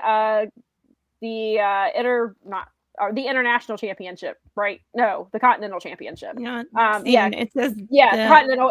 International is Okada. So this match here, Jon Moxley is facing Kyle O'Reilly, because Kyle O'Reilly, while he did not win, he did last 20 minutes with Jon Moxley, which is rough these days because he's been beating people 19 minutes in. This time they got all the way to the 20-minute time limit, so he did not defeat Kyle O'Reilly. Kyle O'Reilly has made him tap twice. I was gonna say, isn't Kyle O'Reilly Jon Moxley's kryptonite right now? Yes, he is. Because he beat him in the tournament last year too, didn't he? He was not in the tournament. No, he was not in the no, that's right. He got hurt. That's why they held. That's right. That's right. Yep. Is Kyle O'Reilly really injured, or did they do an injury angle to keep him out of the C2? Which is I still think that's what happened. That's right. I agree with you. But Tony also made a very good point during the media call when he was asked about this match. He was saying that tournament really turned things around for Jon Moxley as far as going into that and how it ended with how fans view Jon Moxley. And had Kyle been in that tournament, he was like, well, what if Kyle, I don't know that people would have changed their opinion of Jon. What if Kyle had beaten him in the tournament? And then, after the tournament, Jon Moxley gave that really big speech and how much he loves AEW. His methods are different. But they have worked. So that's where we've gotten to now. And another question we have asked a lot is what happens to the Death Riders when Jon Moxley loses the title? They don't seem, it's not like a few months ago where they were ready to kick him out. They definitely seem to have moved past that. And they seem to be Death Riders are in a much different place now. So what happens to Jon Moxley if he loses? And what if that person is Kyle O'Reilly? So those are definitely really big questions. And they obviously have tons of great chemistry. So I personally am looking very, very much to this match, and I'll tell you who I think wins after. But Keila, what are your thoughts on this match, and who do you think takes it? Ooh, so time has passed since their last encounter. Not counting their television match, but their true last pay-per-view encounter that Kyle O'Reilly won. And we thought this is going to be the beginning of something big, a big singles run for him. And he got hurt, took him out to C2. He's back now. Moxley, methods aside, which are very unorthodox, kidnapping, we'll talk about that later. He has his own methods to get people across the finish line, to help them conquer their fears and their doubts. Good for him. I love him. I am so torn, because I think the time is now to push Kyle O'Reilly as a serious single star in AEW. You had him beat Mox for a reason. It's time for Kyle to finish his story. So Mox should drop the title to O'Reilly. As you said, the Death Riders wanted to kill Mox at one point. Now they don't. But then you wonder, if he does lose his title tonight, what will they do? Will they rally behind him, show him love and support? Or will Marina say, let's take him out? Because I think she'll be the one to order the hit. Yes, absolutely. Whenever that day comes, it's Marina, because we all know Marina's really the one in charge. I was going to say, I think Marina's been in charge the whole time. That key is not just to that briefcase. That key is to the freaking nuclear codes for Death Riders. I think it symbolizes a lot more than the briefcase. Yeah, exactly. Because she kept wearing it afterwards. It's something. It's such a weird thing for me, but I notice these things, especially since I noticed that and everything. Too. So when there's little adornments with people, it's something that she's kept that key on even since she's left the briefcase. And I think that's just may mean nothing. It might just be a funny gimmick to her, but I don't know. You never know. And I kind of agree with Keila. I am ready for Kyle O'Reilly to actually win this. And I think it's the right time because Mox is so great. He's so great. He'll give him everything. It'll be the greatest thing in the world. He might even tap to him again. Yeah. He's so good. Just because that will launch Kyle to get to being he is Moxley's kryptonite. Maybe he breaks him today and that messes with the Death Riders really hard. And absolutely, Marina is the brains of that operation, 100%. She is. Yeah, she's so great in that role. It's been so awesome. She's been really that they finally. It took them a while to figure out what to do with Marina, but once they finally did, like I think we know once the He-Man woman hater left the group, it was fine. definitely that played a factor. John Moxley also going to Wrestling Revolver shows and seeing what Marina was doing. Marina talking to him about what can I do to be better. Like they formed that. They bond. seem like besties. They seem like combat He sport last besties. night. She had a show last night, and he cornered her. He followed her out. She had a match against Tootie Lynn apparently, and Hilarious. I saw a clip of him, and he was right behind Marina. He went with her to the match last night. I think they're just MMA nerds deep down, so they really like what they like, and then they go out and do this wrestling thing together, and it's awesome. It just because I know he is a total MMA nerd, aside from being how awesome he is, right? But yeah, I would give this. Seems like it almost has to. It's like almost screaming Kyle. I don't know. So this is like I said, I was super torn on this match because I love John Moxley, but I'm also a huge Kyle O'Reilly fan. I've loved him since he was in the Indies. Since I saw him on the Indies, I loved him in NXT. Yeah. Like I'm a huge fan of Kyle. And it almost feels like if it's not Kyle, then who? Like I don't know anybody else who can beat John Moxley. That being said, Kyle O'Reilly is also currently a trios champion. Tony Khan is not afraid to double belt people. He's done many double champions this year. And yes, we could do champ Kyle O'Reilly, and I would not be mad. However, I feel like Moxley is retaining.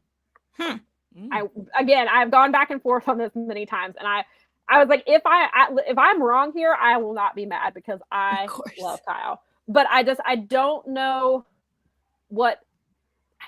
Because Kyle is champion, I feel like he's doing his own thing with the conglomeration, and maybe that's kind of the priority right this second. If he did not have the title, I would be more, I would think maybe Kyle. And again, we know Tony does not mind doing double champions, but I feel like if Kyle beats him, he will not be holding another title, because I think if Kyle were to win, that would be his focus, not the trios title, not both titles. I think Kyle would be focused on just being the best champion that he could be, and he would focus on just the one title. And also there is the Will Ospreay aspect of the storyline that they have. I'm wondering if I don't know how they'll get to it, but I'm wondering if maybe they do a rematch, like John wins here, and then because I believe this, if I'm not mistaken, there's no time limit tonight. Usually it's a 20-minute, but I believe Kyle said when he won. Yeah, it says Continental title, no time limit. Is what so there is a no time limit here. So there's not going to be a time limit draw. But I still feel like, so I don't know how they'll get to it. Perhaps they do a rematch where Kyle wins it at All In, or maybe if there is a July pay-per-view that's not been announced yet, but if that July pay-per-view comes to fruition, maybe it's there. But yeah, I feel like the question I keep going back to is, if it's not Kyle, then who? Like, I don't know who else. They've built Kyle up. He's beat him twice. He's made him tap. He's gone to a time limit draw with him. Like, I don't know if it's not Kyle O'Reilly, then who the hell possibly beats John Moxley? Because they have not built anybody up who could be the one to beat him. I guess they could have the Death Riders do shenanigans and have him win that way. Yeah, I mean, maybe Marina steps in. I don't know that they necessarily throw a towel in or anything. No. But there could be some shenanigans that make it a questionable. Death Riders, like, they are not going to want a towel thrown in. They'd rather lose fair and square than have somebody throw a towel in on their behalf. So I don't think there's that. So I'm not sure how. And again, if I'm wrong on this, I will happily be wrong, because I love Kyle O'Reilly, but I feel like John Moxley is retaining here. And then there's a lot. So seems to be a split match in the comments. But a few people have pointed out the Will Ospreay portion of the storyline makes them feel like John Moxley will retain. But Michael says he feels like they want to keep Moxley strong for the Ospreay story. So I think that's also a factor. But I just, and then Brad points out that they're not going to turn on Mox. There was a report a while back that Mox and the Death Riders don't want to do that because it's something WWE would do, which they are correct. Yes. That's fair. Yes. Big Man Dog says he thinks that Mox wins, that Kyle is mostly just a wrinkle for Moxley's story arc. Brad Brad said if it's the story they're telling, he lost the first 2 matches, time limit for the third, then he finally wins in the fourth, which, yeah, that's kind of where I'm leaning with it too. But I think this is going to be. It'll still be a great match. They always yeah. have Oh, good that's matches. right. There is nobody. They're supposed to. Yeah, there's nobody at ringside. So it's the Continental match where nobody's in ringside, but they're not doing That's this. right. Thank you, Brad. Right. Good call. Yes. So there we go. This will be a great match too. Yeah. This card is full of them. Yes. All right. So the next match is the Women's World Championship match for the first time ever. Every single woman in this match is, well, obviously Tekla is the current champion, but this match is full of former AEW World Champions. Every single one of them has been a champion.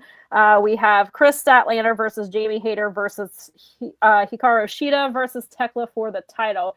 Keila, what are your thoughts on this match, and who do you think takes it? This should be a very fun match. I love the fact that everyone in this match are former champions, great in their own individual way. Shida will always be one of my favorite AEW Women's World Champions, period. Had a great run when she was the champion a few years ago. But man, Tekla, she's the moment for me. She's everything I love in wrestling. A character that doesn't give a single damn about any of her opponents. They're all dumb bitches. And I love that for me. And she says that with complete conviction, but with respect and love for her opponents, even though they're dumb bitches. But I love that for me as well. But I'm pulling for Tekla. Should be a very fun match. I hope they get time. And you know what I always say, match placement is key. Can they get the heat? Can they get the love? Can they get the pops from the crowd? That would be important to me. But Tekla for the W. Love the graphic too. Yeah, that's a really cool graphic. And Mel, what are your thoughts here? I think Tekla is going to win. I absolutely think this is full of great people, though. And this could be ridiculously fun. Like, I was putting it together. I was like, oh, it's a 4-way for the men. And I was like, oh, but look how good these ladies. This is like fun. This could be a lot of fun. It's on Double or Nothing night. So it's gonna, they'll bring out whatever they can, but yeah, I love Tekla. I really do. I'm with Keila. Like, I love her freaking thing. I love her promos. I know it doesn't work for a lot of people. It completely works for me. I just think she's so sassy. I just love it.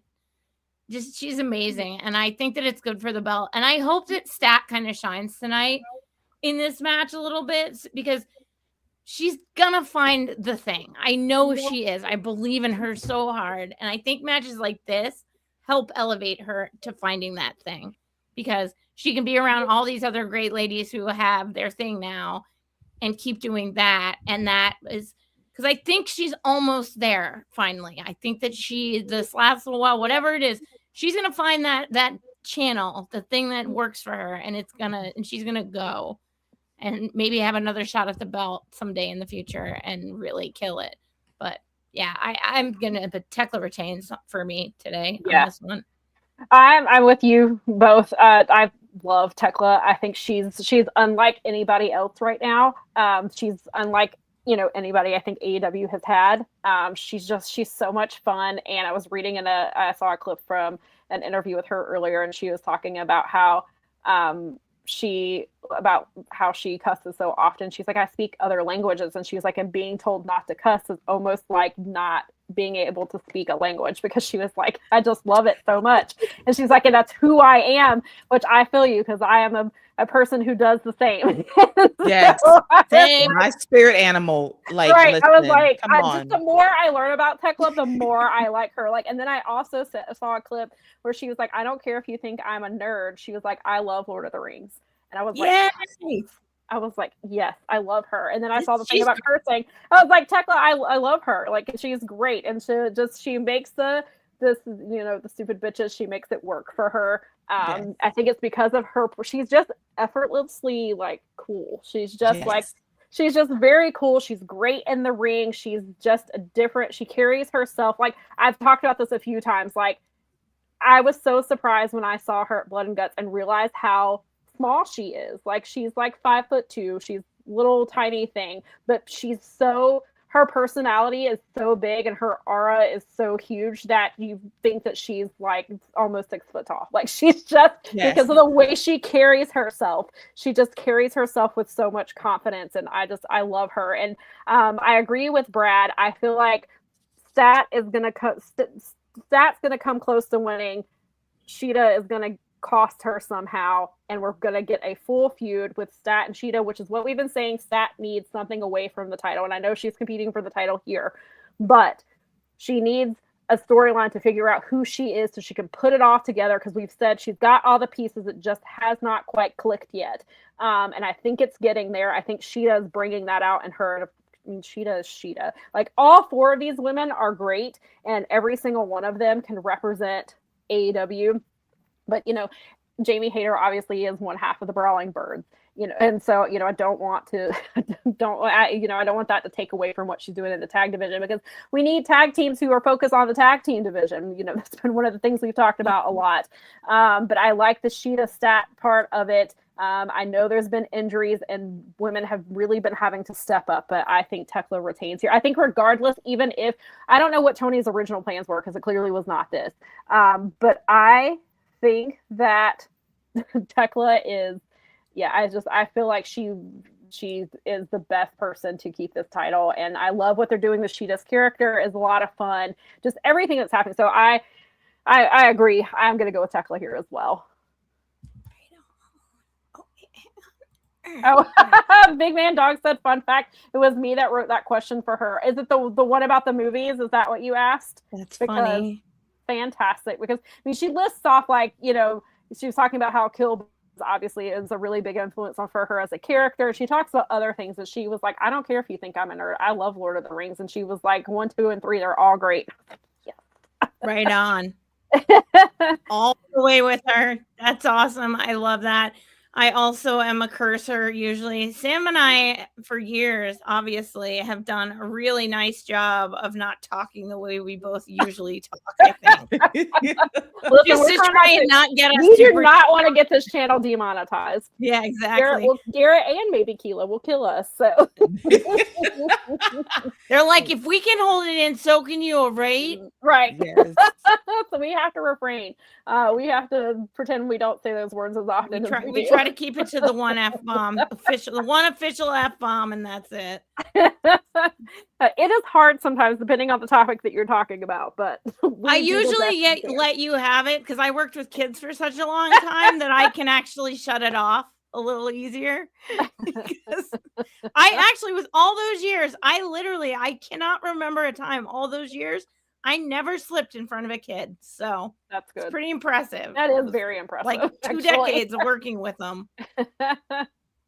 Oh, awesome. Big Man's Dogs interviewed Tekla. So that's very cool. And so he asked the movies and artistic inspirations for her character. That's awesome. Cool. Great question, because she got some really good answers. She's cool.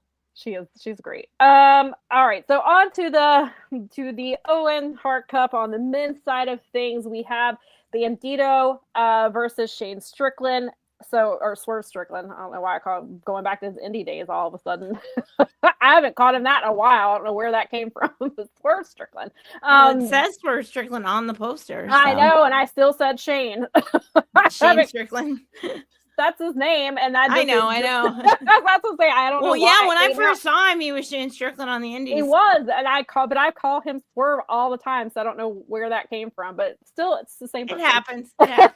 It's the same person. And so back at Supercard, Bandito did retain his title, which I thought they were really going to have Blake Christian beat him, because Blake in Ring of Honor. Blake Christian had not lost since January 1st, 2025 in a singles match in Ring of Honor. So it had been like 438 days or something like that, something crazy. But Bandito did retain. After the match, Shane did it again. Strickland came out and hit him with a couple house calls. Bandito, we saw this week, got his lick back. And so this match should be a ton of fun. Keila, what are your thoughts here, and who do you think takes it? Ooh, potential show stealer between these two. I absolutely love the vignette a few weeks ago of Swerve going into town to find Bandito. That was so good. That was cinema. We know it's an overused word, but that was cinema. I love that. It was a great build towards this match here. I am so torn because I love Bandito. I want him to win, but I think there's a greater story with Swerve to get far in this tournament, to get back in that AEW World Championship picture. I think that him and Will are on the opposite side of the bracket, which could lead to a finals collision at Forbidden Door at the end of this. So I am picking Swerve, even though I love Bandito a lot, but I got Swerve for the dub. Mel, what do you think? Yeah, I think Keila's right. I think that they need Swerve to go to get him back in the picture, because obviously he's there and you can't keep him down for too long. And Bandito's amazing. I don't think that he's going to be elevated to that level on the primary stuff right this minute. He can keep doing what he's doing. I'm going to go with Swerve on this one because I think that they are going to have him go pretty deep into the Owen because of all the potential reunion clashes he could have, or, you know, the potential. I mean, Hangman has to come back someday, and Swerve and Hangman kind of need each other a little bit. So I'm going to pick Swerve this time. Yeah. Benny said not the first name slip. And he said I slip on it as well as often. I can't even remember the last time I've called him that. So it was just, I was like, oh, okay. I didn't realize that my brain was like, hey, remember when he used to be this name, I guess? And then you do it twice because your brain's like, right. Which that's actually normal brain stuff. That means your brain's working properly, even though it doesn't feel like it is. Well, thanks, brain. I'm glad you're still working properly. No, it's great. It's actually, you know, it's meant to do hiccups like that without, you know, even though it feels like you're silly, you're like, no, wait, that's supposed to happen. So. But I am gonna go with, I agree with you guys. Like, I think this match is fantastic. I think that I think Keila's right. This could definitely be a show stealer because Bandito is on this incredible run that he's been on for the last year and a half. So Bandito and Takeshita were my two wrestler of the year last year. And they have, neither one of them have taken their foot off the gas. Like, they've just been coming out, have been having banger matches. But Swerve has really been on a roll too. We've got, you know, we've got heel Swerve, which, you know, he's probably at his best with this version of him. I think there is more to whatever storyline they're going to be doing with Swerve, especially, you know, the title picture's kind of always in the background. There's a lot of people vying for that title, and Swerve is never far from it. And I don't know, maybe, you know, I mean, I think it's obvious who's going to win the men's side of the bracket. I feel like, or the men's bracket. I think it's fairly obvious who's going to win this tournament, but which we'll get to. But I agree. I think Swerve gets the win here, and he's going to move on to the next round. Speaking of tournament matches, the other match here is Will Ospreay versus Samoa Joe. Mel, what are your thoughts here, and who do you think takes it? I think Will is probably going to win because he probably kind of has to win because of where this tournament's going and all the story and everything else. I do think it'll be fun. I don't know if I've seen Will Ospreay and Joe wrestle in a while, if ever. And it'll be a great... I mean, I love Joe so much. I can't wait for him to no-sell a bunch of Will's moves. I'm sure it'll be really good. This card is full of freaking good matches. It's going to be hard to shine on this card a little bit. But I still think this will be a lot of fun. But I'm going to give this one to Will. I think Will takes this one. Keila, what are your thoughts? Yes, as Mel just said, it's a very unique situation where Ospreay will not be in like a show-selling position on this night. This will not be the best match on the card. It won't, but I still think it's going to be very, very good. And Samoa Joe is one of my favorites to ever do it. I adore him, and I look forward to a sidestep of a aerial move by Will Ospreay at some point. I want that pop so badly. I'm here for this match. Ospreay will win, and he will learn some tricks from his kidnappers to get the W. He will, absolutely. Listen, I was anti-kidnapping at first because it was stupid, but that damn John Moxley, that senpai, he was able to convince me that this kidnapping was done for the greater good. And now this man is going to be in position to win the Owen, go on to All In and win the big one, because John Moxley said, let's kidnap a grown-ass man and help him find his purpose. It's, felony kidnapping usually works, right? Yes. Yeah, right. We've got abduction over here for sure. Yeah, I'm looking at the men's bracket, like, clearly the bracket is good. There's really good talent. I think the women's bracket is a lot better. I was surprised that I was like, oh wow, Tony Khan, all right, the women's bracket's actually better than the men's this year. And that was prior to Willow getting hurt. Now we don't know who the wild card is. But still, and so the men's bracket, and that's not to say that the men's bracket is bad, because it's not. I mean, we're going to get really good matches, but it's very obvious. You look at that graphic and you're like, Will Ospreay's winning the whole damn thing. That's how we're getting him to All In. I've been saying it for months. Mel has as well. I think Keila has also said the same thing, that Will Ospreay is winning the AEW Men's World Championship at All In Wembley Stadium. Like, you can't get much more perfect than that. Clearly, being abducted by John Moxley is how we're getting there, which is an insane thing to say. It's so insane. And even Ospreay even said, following some of the stuff with the Sakura Genesis show, the stuff with Callum Newman kept calling him a Death Rider, and it was pissing him off. And like, that's how he delivered the Hidden Blade. And he was saying afterwards, and he said, I'm just trying to be the ace of the company. Well, who is the ace of this company? John Moxley. That's where you learn that from. He finally he was abducted, so that definitely played a role, but he just finally kind of like, if you can't beat him, join him. I'm going to learn what I can. He's the ace, so if I want to be the ace, like, I have to learn from this guy. I think that we're definitely going to see more of that. We also, I think that is where Ospreay, he kind of modifies what he's been doing. Clearly, he's still doing some of the, the high flying stuff, because that's part of him. But I think now, after this neck injury, he knows he's going to have to change things up, and utilizing the things that John Moxley is teaching him is going to help his career last longer, hopefully. But again, I love Samoa Joe too. I think he's fantastic. Also, side note, I dreamed that Samoa Joe, for some reason, was facing Bobby Lashley in this tournament, and then Hangman came back, and it was Samoa Joe versus Hangman versus Bobby Lashley in this match. So I don't know if that means Hangman is coming back. I dreamed MJF was coming back, and he came back a few months later. So who knows? I don't know if that means Hangman is coming, if it was a premonition or not. But I just thought I would throw that in there. So if he shows up tonight, you're welcome. But yeah, I Will Ospreay's winning the whole damn thing. So I like that we've watched enough soap operas and wrestling that we all can agree that sometimes a grown-ass man needs to kidnap another grown-ass man to get his shit straight. Right. For the greater good. And he has. For the greater good. Absolutely.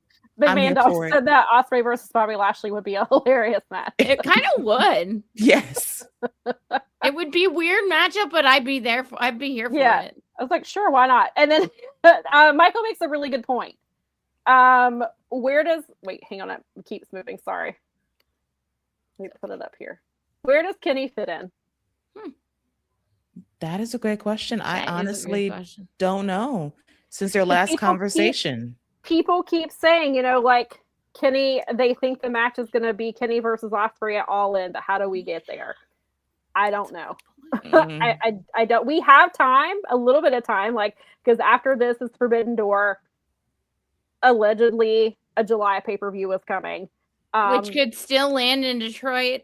I think that it might land in Charlotte because you guys might beat me to it, but so I will take a Charlotte pay-per-view. John Hughes and I have been camping our Detroit tickets. They are not on sale yet. All the tickets up to Tennessee, Nashville are on sale. But for some reason, Nashville, Detroit, and then one other show aren't on sale. And the only other things on sale would be the pay-per-view on the 30th of August. So there's a whole bunch of stuff that's on sale up to these like 3 weeks in July that are the weekend prior to the G1 start.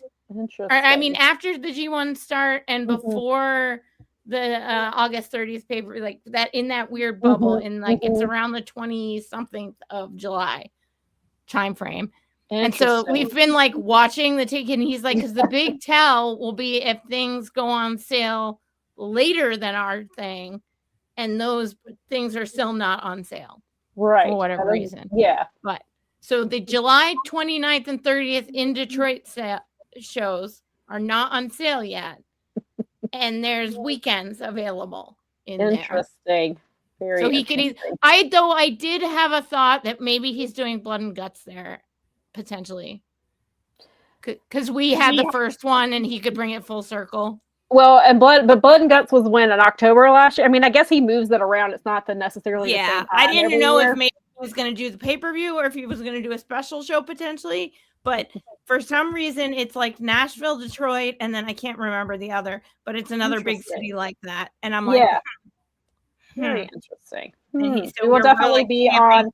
We will be on Detroit/Charlotte watch. Correct. Yeah. John Muse and I have been camping that stuff like nonstop. It's like, are they on sale yet? Are they on sale yet? So we have gotten to what Curry had said that he's been waiting for Sam's review of her favorite tag team, the real main event. Listen, as if QT wasn't, as if having QT on this card wasn't enough. I also have this one. But here is the. Here we go. Wait. This match is with all the stipulations. All the stipulations. This was to even get this match to happen. Adam Copeland was like, "Hey, if we lose, me and Christian won't be a tag team anymore. We won't compete as a tag team anymore." And so that got their attention. But they're like, "We need a little bit more." And so now it's an I Quit match in New York where they don't allow blood on purpose anyway. So, so now we have this one, and do want to also mention that the tag team scene in AEW could look vastly different in about 2 months. We could have 2 brand new tag teams join this division. They could have for those Detroit shows. There could be Motor City Machine Guns. Then a couple of weeks after that, you have the New Day, who could be on their way in. And yesterday was GalaxyCon in Oklahoma, and somebody was wearing a Kenny Omega shirt, and Austin Creed had some thoughts about it and told Kenny Omega that the next time he saw him, it's on site. And if he's not careful, this fan might get knocked out too. So, and BTE Mailbag, they were asked about the tag team division, and they said that there could be some dream matches, could be so there definitely some hints of some things happening. But before all of that, the reason why they're not on sale is because he's trying to get them signed, because he would definitely want to debut they can't them. Sign. Yeah, so the Motor City will be free toward right around those Detroit shows. And I believe it's like August, like a week after that, I think, is the New Day when they're available. I can't remember the exact date, but it's early August, I believe. So which would be just a few weeks before All In. I mean, if you want the reaction you absolutely debut them here, and that would be this place will lose its mind. So I mean, that's an easy pot. I mean, we do a good job anyway here, but that would be wild. I totally forgot about that. But yes. So, but before we get to all that, we have to go through this one. Go through this. So, and by the time they're here, are Cope and Christian still a tag team? That'll be one of the questions. So, yeah, this is now an I Quit match, and if Cope and Christian lose, they will no longer be competing in AEW as a tag team. And FTR has beaten the Young Bucks. They have beaten Cope and Christian. They've beaten the veteran teams. They've beaten the new up and coming teams. So they are, in my opinion, not elevating the tag team division, because they are just, they're doing what they do, which is what happened the last time around. But I will share more thoughts on that. But Keila, what are your thoughts on this match, and who do you think takes it? You can tell that Sam is looking forward to this match. You can hear the excitement in her voice at FTR, the tag team of the year going out here against Cope and Cage one more time. Hopefully the last time ever, because this must end. For all of our sakes, this must end with a Cage and Cope victory so they can have their full circle moment of being tag team champions in AEW. I would love that for me. Sam would love that for herself because she can't take much more of this. And do I foresee a long-lasting Cage and Copeland title run? Hell no. It's not going to last that long. It's going to be like a 1 month. We had a nice reunion and championship tour, and then they're going to drop them things to the Young Bucks. And I'm fine with that because then it gets me to what I want, which is the new day in AEW, just in time for All In.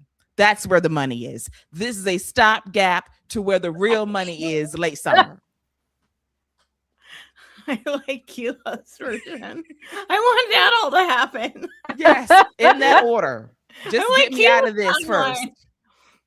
I want Craighead, that. to just- I'm going to fight you in the comments in about 2 seconds. I want Keila's version with a little side of Motor City in there along the way. Yes, Or absolutely. them in along the way. Yes. So it's like, I need maybe they Motor can help City. with the new one. I mean, I know I I've need seen them a lot and then I'm spoiled because like I feel it's so funny because like I meet Sam and that's like one of her favorite tag teams. And it just so happens that even though I barely know them as well, I've seen them so many times because they're from around here and they show up at shows and they are part of the scene. And then the time, like I said, we even sat further back. I had no expectation. And then they end up in my lap anyway at Lance Cruz High School at the CCW show a while ago. Like, those guys are everywhere. I could go up to that coffee shop and hang out with them, You're right. Oh my God. If Cope and Christian aren't going to be tagging anymore, what's the point? Like they've got to be getting on to that point where they do want to have their farewell tour and do their things. And maybe even some of the people are like, maybe Beth does come back and enjoy some time on there as well. But our long national nightmare needs to end. Yes. So Crash said that TK is trying to make Sam say I quit. I quit on FTR title run the minute they won it. I have been tapping out and he just won't listen. He just won't listen. Because what are we doing here? Like not even the Cope and Christian if they the retirement portion of this, but like if FTR wins, like what are we doing here? Because they're not putting over FTR. I mean, they're not putting over Cope and Christian. They're not putting over the Young Bucks. They're not neither one of those teams. They both needed their comeuppance on how FTR has treated them and their family members. We didn't get that. We got the dusty finish in the Bang Bang Gang match, which led to a rematch. And they're just not. They're not elevating the division for me, which is what happened the last time around. But there's no reason for Cope and Christian to be putting their their careers on the line. I know we need a stipulation. I get it. But I also need Cope and Christian to have, I want that for them to say, hey, I was the tag team champion in WWE. I was the tag team champion in the AEW. Do they need it for their legacies? No, probably not. It just is a cool accolade to have. I really wanted that for the Hardy Boys. I wanted them to have to say that they were WWE tag team champions. They were TNA tag team champions. And I wanted them to have the AEW tag team champions. That's probably where it was going before real life happened. And they seem to be, Jeff thankfully seems to be in a much better place and seems to be very healthy. And of course, I'd much rather have that than anything. And of course, it doesn't take away from their legacy that they were never AEW tag team champions. But I want that for Cope and Christian. I do also want it to be a very short run. I want a month-long Darby Allin title run for them. Yes. I want it to be the dream match is, prior to even knowing that there was a possibility of New Day and or Motor City, the dream match was Cope and Christian versus the Young Bucks. Right at Wembley Stadium. That was the dream match that we were trying to get to because they are the greatest tag teams of their generation. However, without would not exist, or at least as we know it. So that is the real dream match. FTR doesn't need to be anywhere near that, for me anyway, obviously. And Curry said that FTR is the greatest tag team from the Carolinas because he wants me to combust on air, apparently. He's the antagonist. Being a little troll. Being a little troll, are you? You're silly. But Nikki says, surprise twist, FTR retires and never comes back. That's the real stipulation. If you want a real stipulation, that's the one. It's like, don't threaten me with a good time. Yeah. Crash said subtext from Famous Burn in Hell, FTR. I don't think it was very subtextual, but yeah, you totally point stands. Much like Darby Allin, FTR always gets carried by their opponent. Yeah. All right. Dating back to DIY, but I'm gonna leave that alone. Did I say that out loud? I did. In American Alpha. Did I say that out loud too? I did. And I love FTR, but I'm being for real. Doing peak NXT, American Alpha, DIY. Man. Carrie. Yeah. Yes. God, American Alpha does not get the love that they deserve. They were so good. And then, of course, DIY was my favorite. DIY was the best. God, I love DIY so much. And shout out to Tommaso Ciampa. Please get Tommaso Ciampa away from FTR. Please, God. Good Can call. you get Johnny off the crate and bring him to AEW so they can reunite? And then that's the only match I will accept from FTR at that point. A redo. So great. God, that'd be so awesome. All right. Wait, hold on. Let me get to these two comments real quick. Curry had said, what did you do to TK to make him want them to have this champion? I guess I asked too many questions about women. Yeah, she's one of those stopwatch people. I won't leave him alone about women's wrestling. And so he's like, she's going to suffer through 2 FTR title runs. And they're going to have half-hour matches on every collision, nearly every collision she covers. Brad says FTR retains. They better not, or I will kick Tony Khan in both of his shins. Wow. Wow. He said then on Dynamite they'll have an open challenge and beat Motor City. Brad, is it time for you to go to the show yet? Wow. Wow. Don't you have to beat traffic? Don't you need to get Kathy to the show? Wow. I love you, Brad. The fact that Brad is encouraging contract tampering on a 90-day non-compete on top of it. Brad, how dare you? You should know better. Pulling Andrade, they won't know the difference. Contracts are boring. Who cares? Oh, man. Oh, gosh. But honestly, Brad, I do hope that you have a great time. Yeah, seriously. However, if FTR retains, I'm coming to find you. Not on Long Island. Or Buffalo. Both places. I will send Daniel She will Garcia. send Buffalo and Long Island. I will send Daniel Garcia. I will find somebody who knows him and be like, Brad's talking shit about you in Buffalo. He said he hates your wings. He said he hates your football team. Curry had said, "Damn, Brad, I'm a troll, but not that evil." You guys are awesome. Diabolical. That really was very diabolical. God. Oh, you guys. Let's get the Bills Mafia on Brad right now. We're gonna move on to the next match. But I love you too, Brad. You are being Blackheart over here. He's so cute. Thank you for joining us. Enjoy Double or Nothing. Come back next week. I'm sure we'll have some things to talk about. I'm sure we will. Brad says boneless wings versus buffalo wings. We'll find out if Brad's in the chat next week.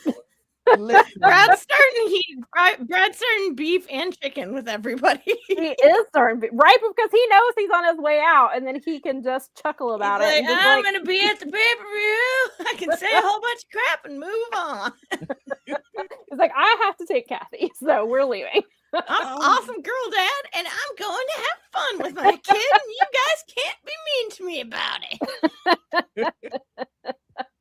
true. So the next match is this. By the way, so I've talked about it before. Muhammad is a guy that makes some of the posters for AEW pay-per-views, and they're always so cool. And this is one of them. And he takes, and he always tweets about what he asks one of the photographers to have certain picture. Like he's like, I need kind of them doing these things so that I can use them for the poster. And he was like, and they deliver them to me. He's like, their photographers are so great. So I love this poster. I think it's very cool. I love that you have Okada like the golden boy, and then you have Takeshita kind of in the shadow, even though Takeshita was the first member of the Don Callis family. But because of the dynamics and how this is played out, Okada is the golden boy. Takeshita is the one that is forgotten, at least by Don Callis, at least not by anybody on this show. But I really love this graphic. This was the other match that I had a really hard time with, because I was convinced I knew who the winner was, and then somebody made a really good point and had me rethinking everything, and I'll explain why when I talk about it. But so here we have Okada versus Takeshita for the International Championship. Okada has held this title for I think it's been over a year now. If it's not been over a year, it's really close to it. And even though Okada likes to say Takeshita does not have a title, he still is the TV champion in New Japan. But apparently that does not matter to Okada. So, Keila, what are your thoughts on this match? And who do you think takes it? First of all, that poster's badass. Love it. Sets the tone for what should be one of the best matches of the night. Now, we have to hope and pray that Okada, the one that we know, the Rainmaker, shows up, because sometimes on autopilot, some nights, he doesn't give full maximum effort. But I do think that on this night, he has no choice, because you're going up against one of the very best in the world in Takeshita. And I think this is his night to win this championship, to end a very long reign, because who's next after this? Honestly speaking, they've been building this match up for months. And I am very thankful that this does not feel like, oh man, they dragged this out too long. It feels like this is the perfect peak for this match to happen and for Takeshita to get the W. Now, do I expect some stuff happening? Of course. I expect nothing less, but I do expect this match to be fantastic. One of the best matches of the night, if Okada locks in. Mo, what do you think? Yeah, I love I just realized the Rainmaker, the R with the lines through it, so it looks like dollar sign. It's really cool. Yeah, it's fun. Yeah, I mean, if anybody's going to take it off Okada, it has to be Takeshita, because of the way that they've done this feud. So I guess, no time like the present for Taka. I guess I'll pick Taka on this one. I know it's going to be amazing. I agree with Keila. When Big Game Okada shows up, it's on like Donkey Kong, and this will just end up being the most New Japan pro wrestling match ever. So yeah, and I think he's going to show up, because obviously the Don Callis thing, they're breaking up a little bit, and I don't think everyone's going to turn on him completely, but I do think that the family is getting smaller. It's not 6 or 7 figures anymore. It's more 3 or 4. Well, I think they added. I believe when they, if I'm not mistaken, that they may have added Kim Melito, and from CMLL. I believe he was just added a couple days ago. Interesting. I think I saw that he was added last night or Friday night. And I believe, is it Volador that they added? There's another wrestler from CMLL that they just added. I can't remember who it was now off the top of my head. See, now they don't have room, so they're gonna have to get rid of Okada and there we go for the new Don Callis family members. Defection, so they're adding another member. So this was the match I went back and forth on. I was convinced until 3 days ago that Takeshita was finally beating Okada. Then a fellow writer pointed something out to me that made me question whether Takeshita wins here. And his theory is that, because so Okada did say that I'm going to beat you, and I'm going to beat you without a weapon. Because last time, he used the screwdriver. I think I'm going to beat you. I feel like so his theory was something is going to happen to cause Okada to win. This is going to finally cause Takeshita to leave. This is going to be what pushes him out of the Don Callis family. This is losing to him. I mean, some people say he's not a baby face yet. I guess he has had some heel tendencies in some of the things that he has done. So maybe Takeshita is not a true baby face, but this will make him, the fans sympathize with him because something's going to happen. Okada is going to retain this title, and Takeshita is going to finally leave the Don Callis family behind. There's also a G1 factor in this. I assume that Takeshita will be in the G1 because he is dual contracted. So maybe they don't want him going into the G1 with that title. It's not like he wouldn't defend. I mean, clearly he's not going to defend it. I doubt Okada is going to be in it. They could. I assume there's going to be another member of the Don Callis family. I really hope it's Mark Davis. Andrade is also a factor because Andrade has the New Japan Global Championship. He clearly does not agree with a lot of the things that Don Callis is doing. So maybe Andrade, leaves with him. So I don't know. Obviously, and this is a New Japan tournament, and so Gato's probably only going to have so much stuff. But Forbidden Door is the next pay-per-view, which could maybe be a factor as well. And so, as much as I think it should be Takeshita, I think Okada may retain here for storyline purposes.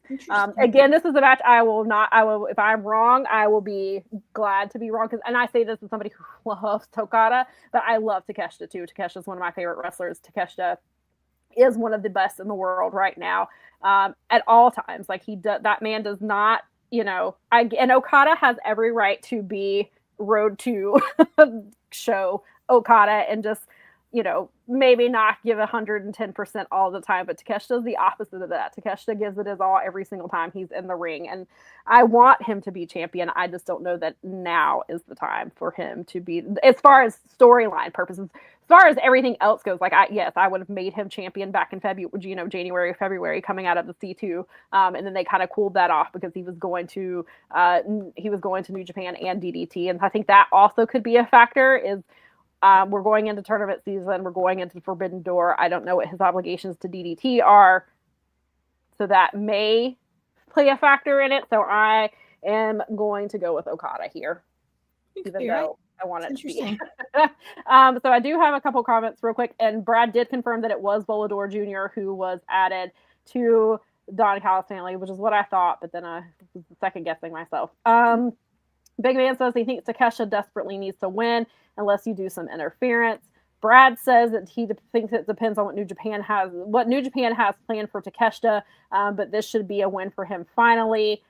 Crash says, Take, you're always my king, but I fear Okada is going to send Takeshita over the edge here. But then Take goes on an absolute solo tear of solo tears, which I would be here for. And then Fernando says that he thinks that Don is going to screw Takeshita, which would be on brand for Don Callis. So I think this would. Yeah. So I think this could have, especially with Forbidden Door coming up, this could have some.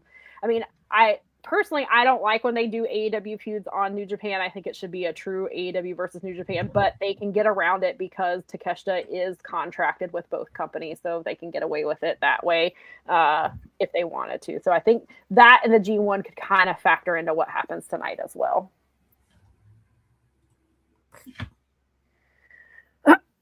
All right. Stadium Stampede is back, and I didn't realize this until I was writing an article the other day about a comment that Swerve was talking about anarchy in the arena, and I didn't realize Stadium Stampede Anarchy in the Arena has happened the last 4 Double or Nothings, but as Brad has pointed out to us many times, in New York, the New York State Athletic Commission does not like blood. So we are not allowed to bleed our own blood on purpose in New York. And so that is most likely why we're getting a Stadium Stampede here instead. Initially, this match did not come together great. Jericho's like, Ricochet's like, let's have Stadium Stampede. And I was like, can you be excited about it? Yeah, right. Can you be less excited for this, Ricochet? But so obviously we saw Ricochet helped Mark Davis to win the national title and screw over Jack Perry.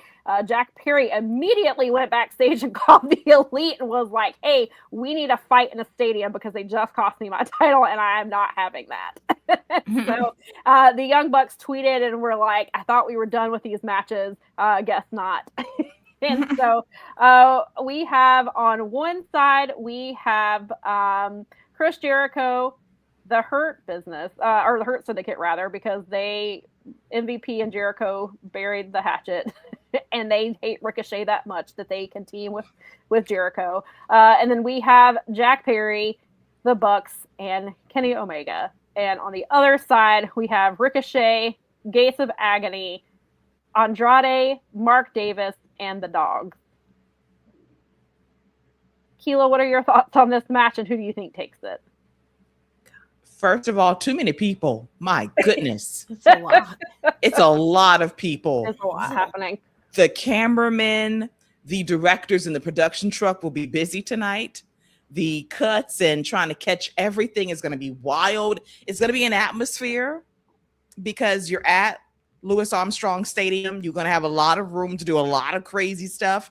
I'm looking forward to it, but my goodness, that is a lot of action to capture. It's so many people in this match, maybe too many people, but it's going to be insanity. I'm here for, and I do love the fact that the Bucks have not forgotten what Jericho has done to them in the past.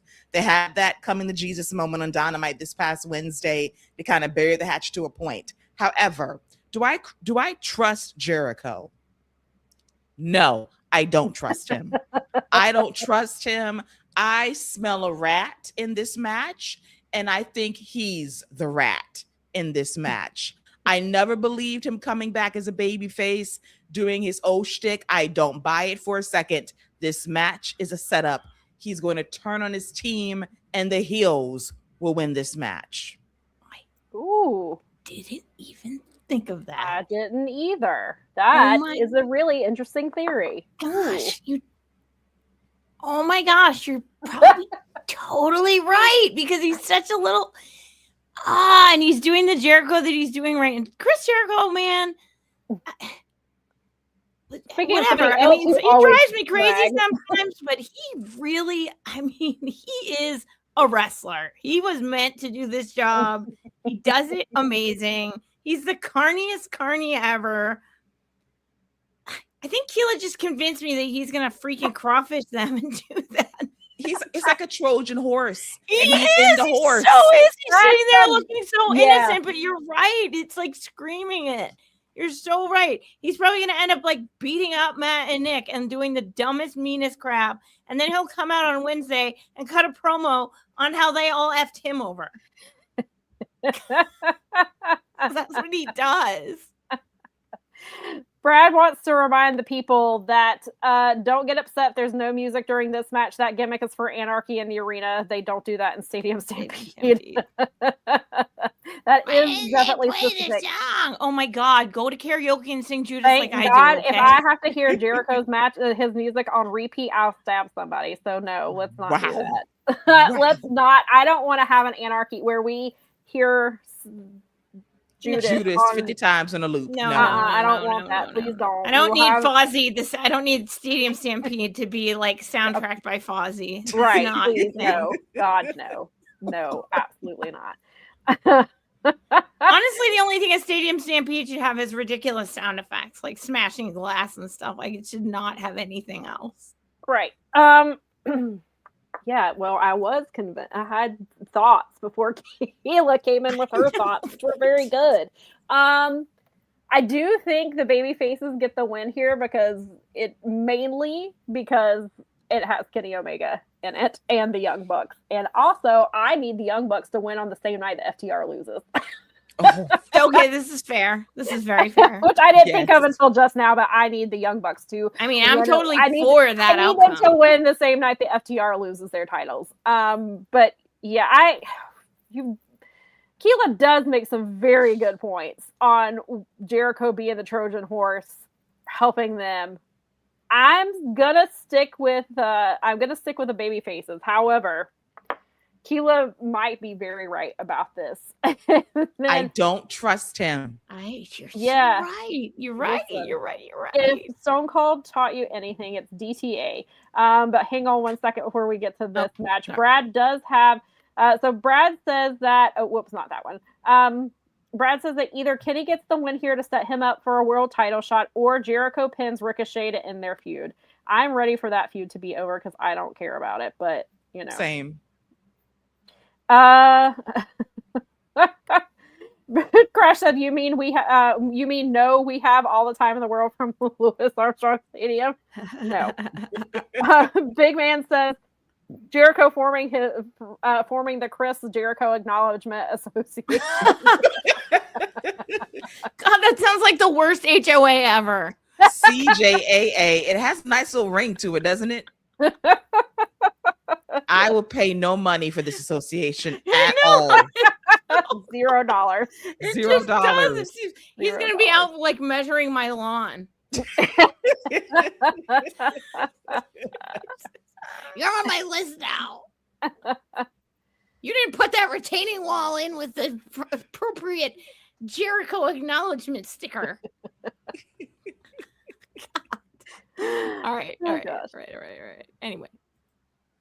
All right. So I'm glad that we were able to use this fancy poster. This was also from Muhammad, and it's hard to see because of the graphics, but he posted another picture where you could see a little bit better.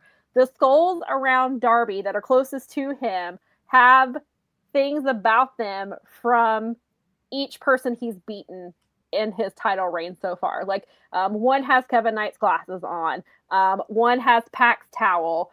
One has, let me see, I'm gonna just pull up the tweet because it's very cool. I love what he put into all the effort he put into this. And I'm like, you should have him make all of your posters because they're all very cool and he puts a lot of effort in them.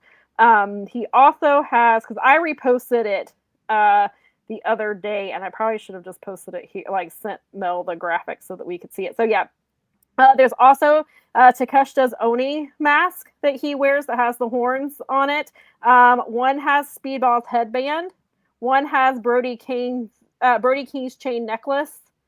One has Ciampa's skull logo on it, and one has Sammy Guevara's hair.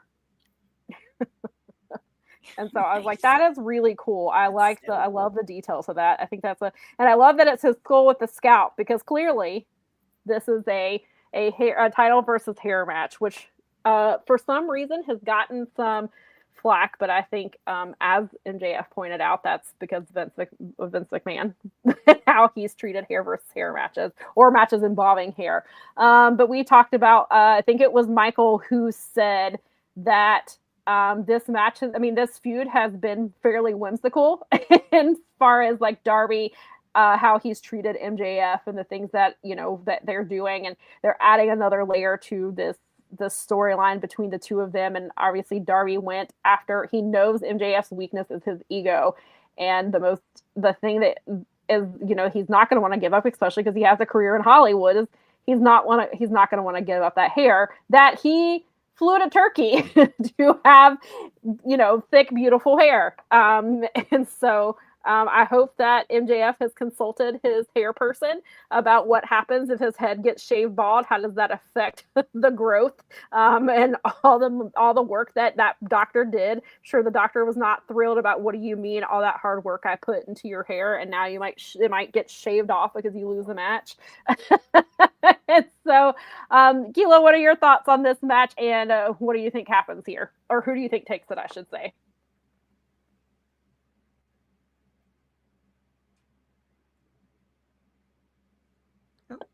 Keila, are you still there?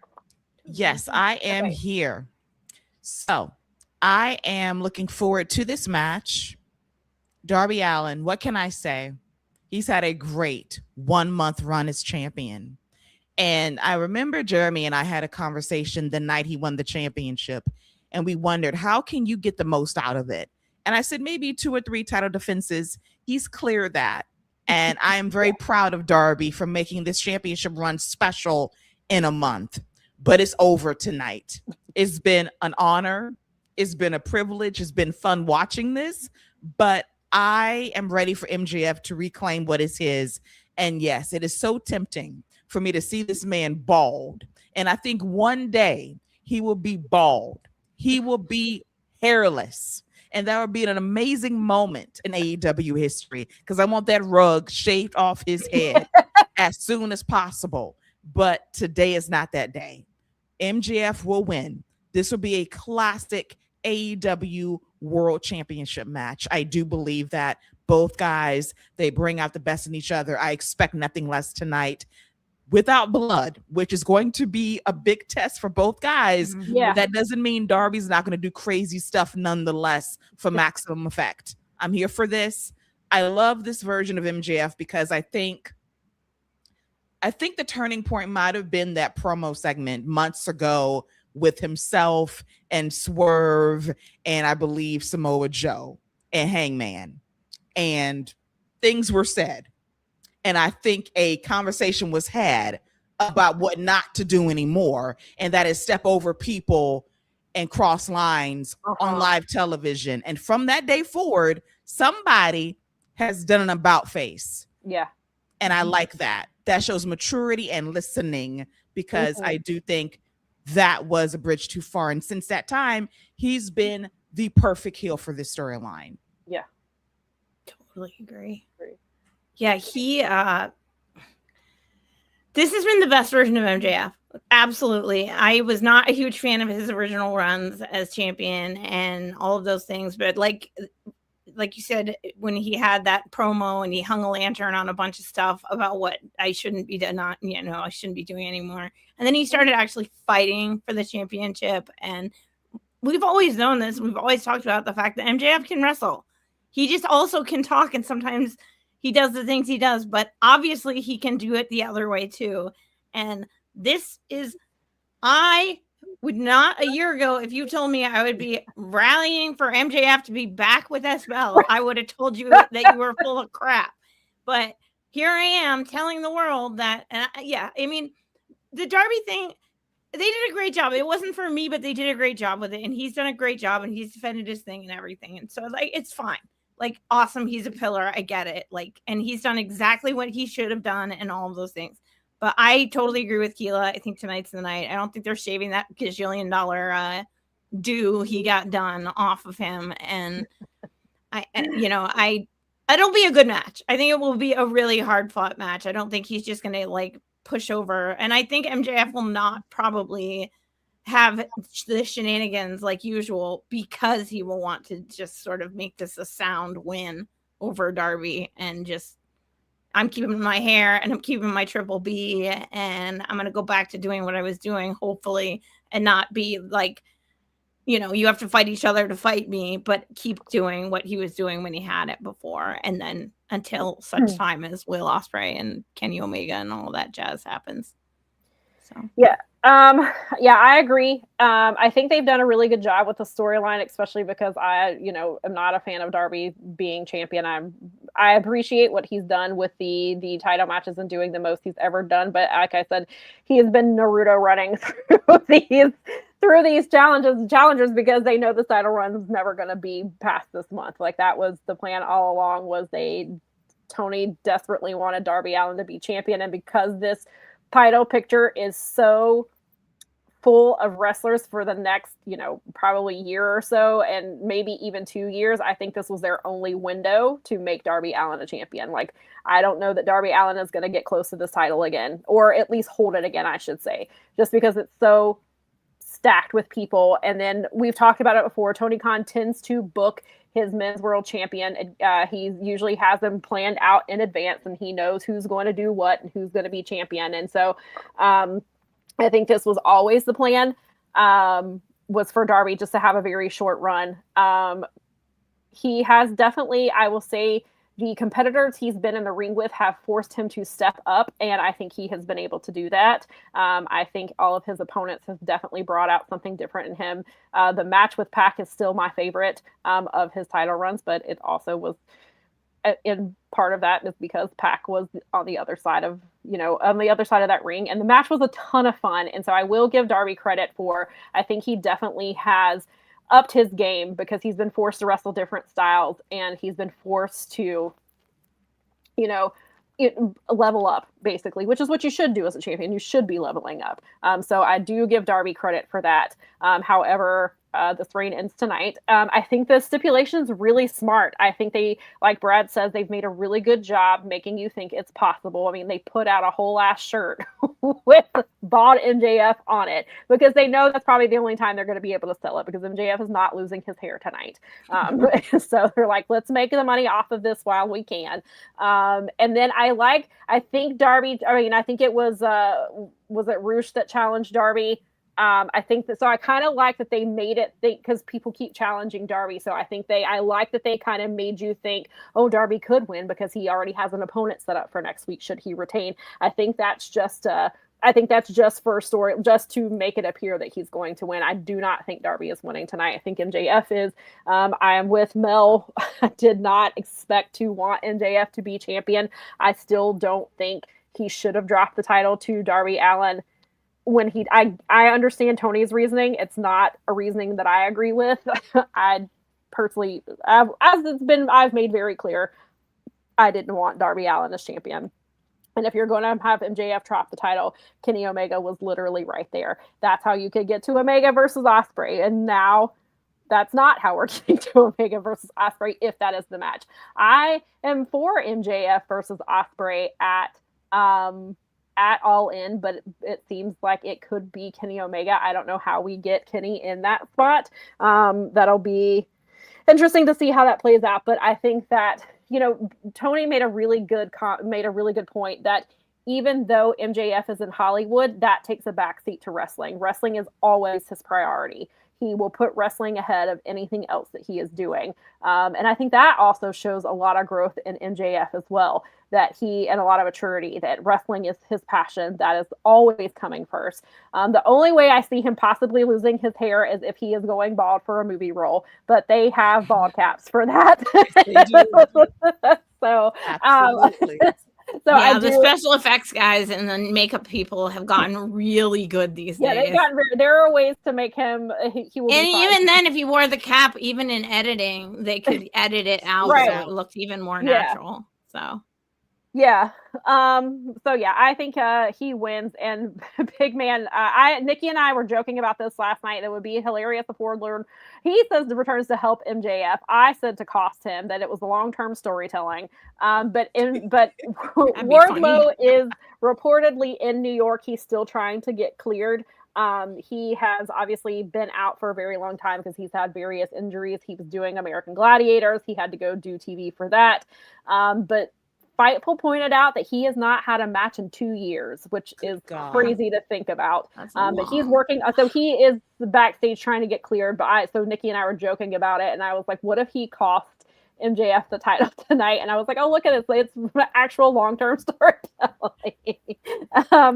Brad is on his way out. I hope that you and Kathy have a blast at the show. I hope you guys really enjoy it. Please be safe and come back next week and let us know how it was and how you enjoyed the show. And if FTR wins, I'm sending Daniel Garcia after you. But Brad actually did make an interesting point that they've done a great job making people believe MJF could lose.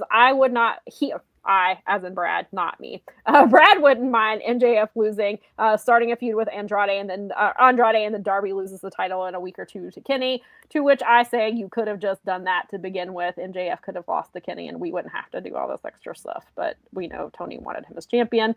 Crash said Rush is going to be pissed with us because we all picked MJF. He said, a red herring, you mess with the bull. And he said Andrade is teasing MJF by tossing his hair was gold. Yeah, Andrade has been really killing it with this character and doing playing up the how you know and playing up the hair stuff. Andrade's been so far he's been great. But yeah, I think I don't know how we get to Kenny and Ospreay if that's what we're doing, but I think MJF retains I think he wins the title back here. So I believe, have come to the end of all of the matches on the card, which then asks, then we have 2 questions. So Keila, what is your sleeper match of the night? Ooh, let's see. Sleeper match of the night. So many to consider, but I am going to go with Mina versus Athena. That's a good one. That is a really good one. Right. Like I'm torn between the two. I'm torn between is Mina and Athena, and also Kyle O'Reilly and John Moxley. I think that those 2 matches are gonna, on a really stacked card, are gonna really be something else. Yeah, I think as far as like a sleeper, I would definitely say I think Athena versus Mina is going to be really good. I think not that the women's 4-way is not going to deliver, but I think because this is Athena's style, that's the type of wrestling she's going to be a real Joshi match. Yeah, I think that's going to definitely, especially because she also, now that I'm thinking about it, she had the Big Show Global Wars is coming up next month, and Tony has hinted that he has a really big opponent lined up for Athena, and that match includes women from Stardom and CMLL. And so I think she's like I said, this is her style of match. This is what she loves. I think that, so definitely a sleeper. And then I would also say Swerve versus Bandito. I think it's going to be on any other show that would probably be match of the night or pretty close to it, but on a stacked pay-per-view, I think it could get overlooked. But I think it's going to end up being one of the better matches on the card. And then since we have our sleeper, Keila, what do you think is going to be match of the night? Ooh, match of the night. MJF, Darby, title versus hair. That's going to be the match of the night. I truly believe that. It shouldn't be a squash this time. Thank God. Listen, it's not going to be a 2-minute match special, but it should be a great battle, and it's going to have us on the edge of our seats about whether or not MJF is really going to lose his hair. It's going to have us on bated breath. He will not lose his hair yet, but that day will come because they're teasing it far too much. Mel, what do you think? What's your match of the night?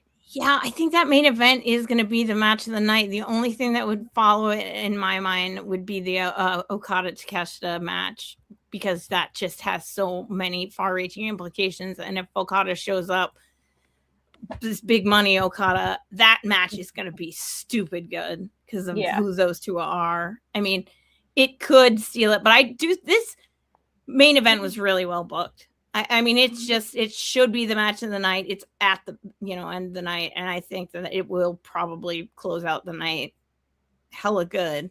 Cause I mean, this card, I know we say this every single time, but card is really good. It's a really good card. Right. It's be a really fun pay-per-view. It should be. And Tequila's point that she brought up earlier, match placement of the women's matches is going to be important when you have a card stacked like this. You do not want these women being not getting the attention that they should get because the crowd is tired. But you also don't want to do the match too early either. And that's going to be hard because Stadium Stampede has to fit in there somewhere. And Stadium Stampede is going to take up some time. So that'll be interesting to see how they handle that. I think, so I have 2 matches. I mean, I think, MJF versus Darby, I think is going to be very good. But as far as match of the night, it's going to be, I have a tie. It's going to be 2 of them. It's going to be Takeshita versus Okada.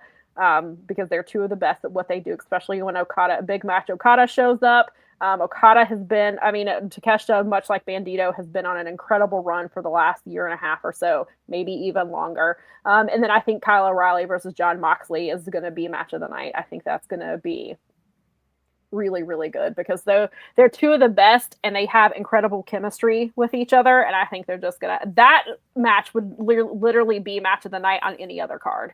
And they had a fantastic match the other night. And again, this card is super stacked and, it's going to be, I don't want to say hard to stand out, but I think it's going to be like, oh, this match was good. Oh, this match was good. And it's going to be, you don't want to get lost, especially because Double or Nothing is such a big deal. You don't want to get lost in the shuffle. But I think I think everybody's gonna. I mean, the pay-per-views always deliver. Even a bad pay-per-view is not that bad of a pay-per-view. Right. Michael says Mina and Athena's first match from ROH Death Before Dishonor 2025 was so good. I can see a repeat. Yeah, and I think, and again, now that this is a pay-per-view match instead of a Dynamite match, I think that they're really gonna have they know that I think that's gonna make them up their game even more, is because they know all eyes would have been on Willow and Alex, and so now all eyes are on them and what they're gonna do. And I think they're both gonna. I think it's this is a huge match. Not that it's not a huge match for Athena, but I think it's a really huge match for Mina to be in the ring with somebody like Athena. And again, I mean, they've been in the match together before, but on a pay-per-view, I think just adds another layer. Crash says Kyle O'Reilly versus Mox the other night was so understated. They put on a masterclass, so self-aware, which I expect more of the same tonight. And that'll be really interesting to see where they place that too, because you've got so much happening as far as so much, action that Kyle and Mox they definitely slow things down. And so that'll be kind of interesting to see where, do you follow Stadium Stampede with something like that so that people can kind of catch their breath? Or is that going to bore people for people who aren't into technical wrestling? So it'll be interesting to see where that gets put on the card. But yeah, so they're really great stuff tonight. There is, after the show, there is a post show. Keila, are you doing the post show tonight? I am not doing the post show this evening. Okay. So I think is it Jeremy and Garrett then? I believe so.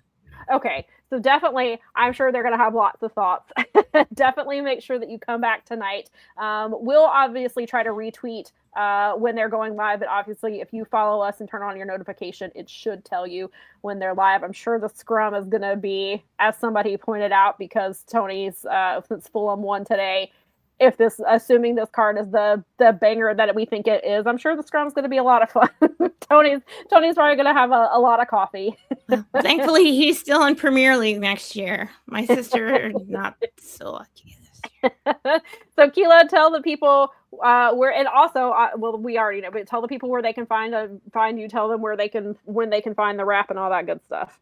Yeah, so we record the Rap live on YouTube every Monday night, early Tuesday morning, around midnight-ish, right here on the Fight Game Media Network YouTube channel. Myself alongside Salty Scott Young recap the week so far in WWE, talking primarily about Monday Night Raw, a little SmackDown talk, but this week we'll be talking about Monday Night Raw and the build towards Clash in Italy next Sunday at 2:00 p.m. Eastern, on the ESPN Unlimited app. First hour will be live on Big ESPN. So we'll talk about that and probably do a post-game show next Sunday following the PLE. Right on. Yes. So plenty of Keila for you next week. Yeah, check her out. That's awesome. On the Big ESPN, not on the Ocho. Not the Ocho. Actually, it needs to be on the Ocho. I love the Ocho. Yes, listen, definitely. WWE and cornhole, how can you resist? That would be more entertaining than anything they're currently doing. Yes. Maybe WWE you could get them and to the throw Savannah Bananas. cornhole. Come on now. Oh my God, yes. I went to a Savannah Bananas game last year and it was so much fun. They're the best. That's such fun. Yes. All right. So we will be back next week at 1:00 Eastern to talk about the fallout from Double or Nothing. We'll talk about obviously what happens on Dynamite and Collision after that. Who else knows what's going to happen in the world of wrestling next week? But we've all, between the three of us, we have you covered between multiple promotions. So make sure that you are following us. Following Fight Game Media so that you can see the Rap and you can see us and all the other shows that are on here. They all do a great job. And again, come back tonight and listen to what Garrett and Jeremy have to say and weigh in on your thoughts. And we'll be back next week. Good. Thanks for showing up, everybody. Bye. And thank you again to Keila for showing up. Thank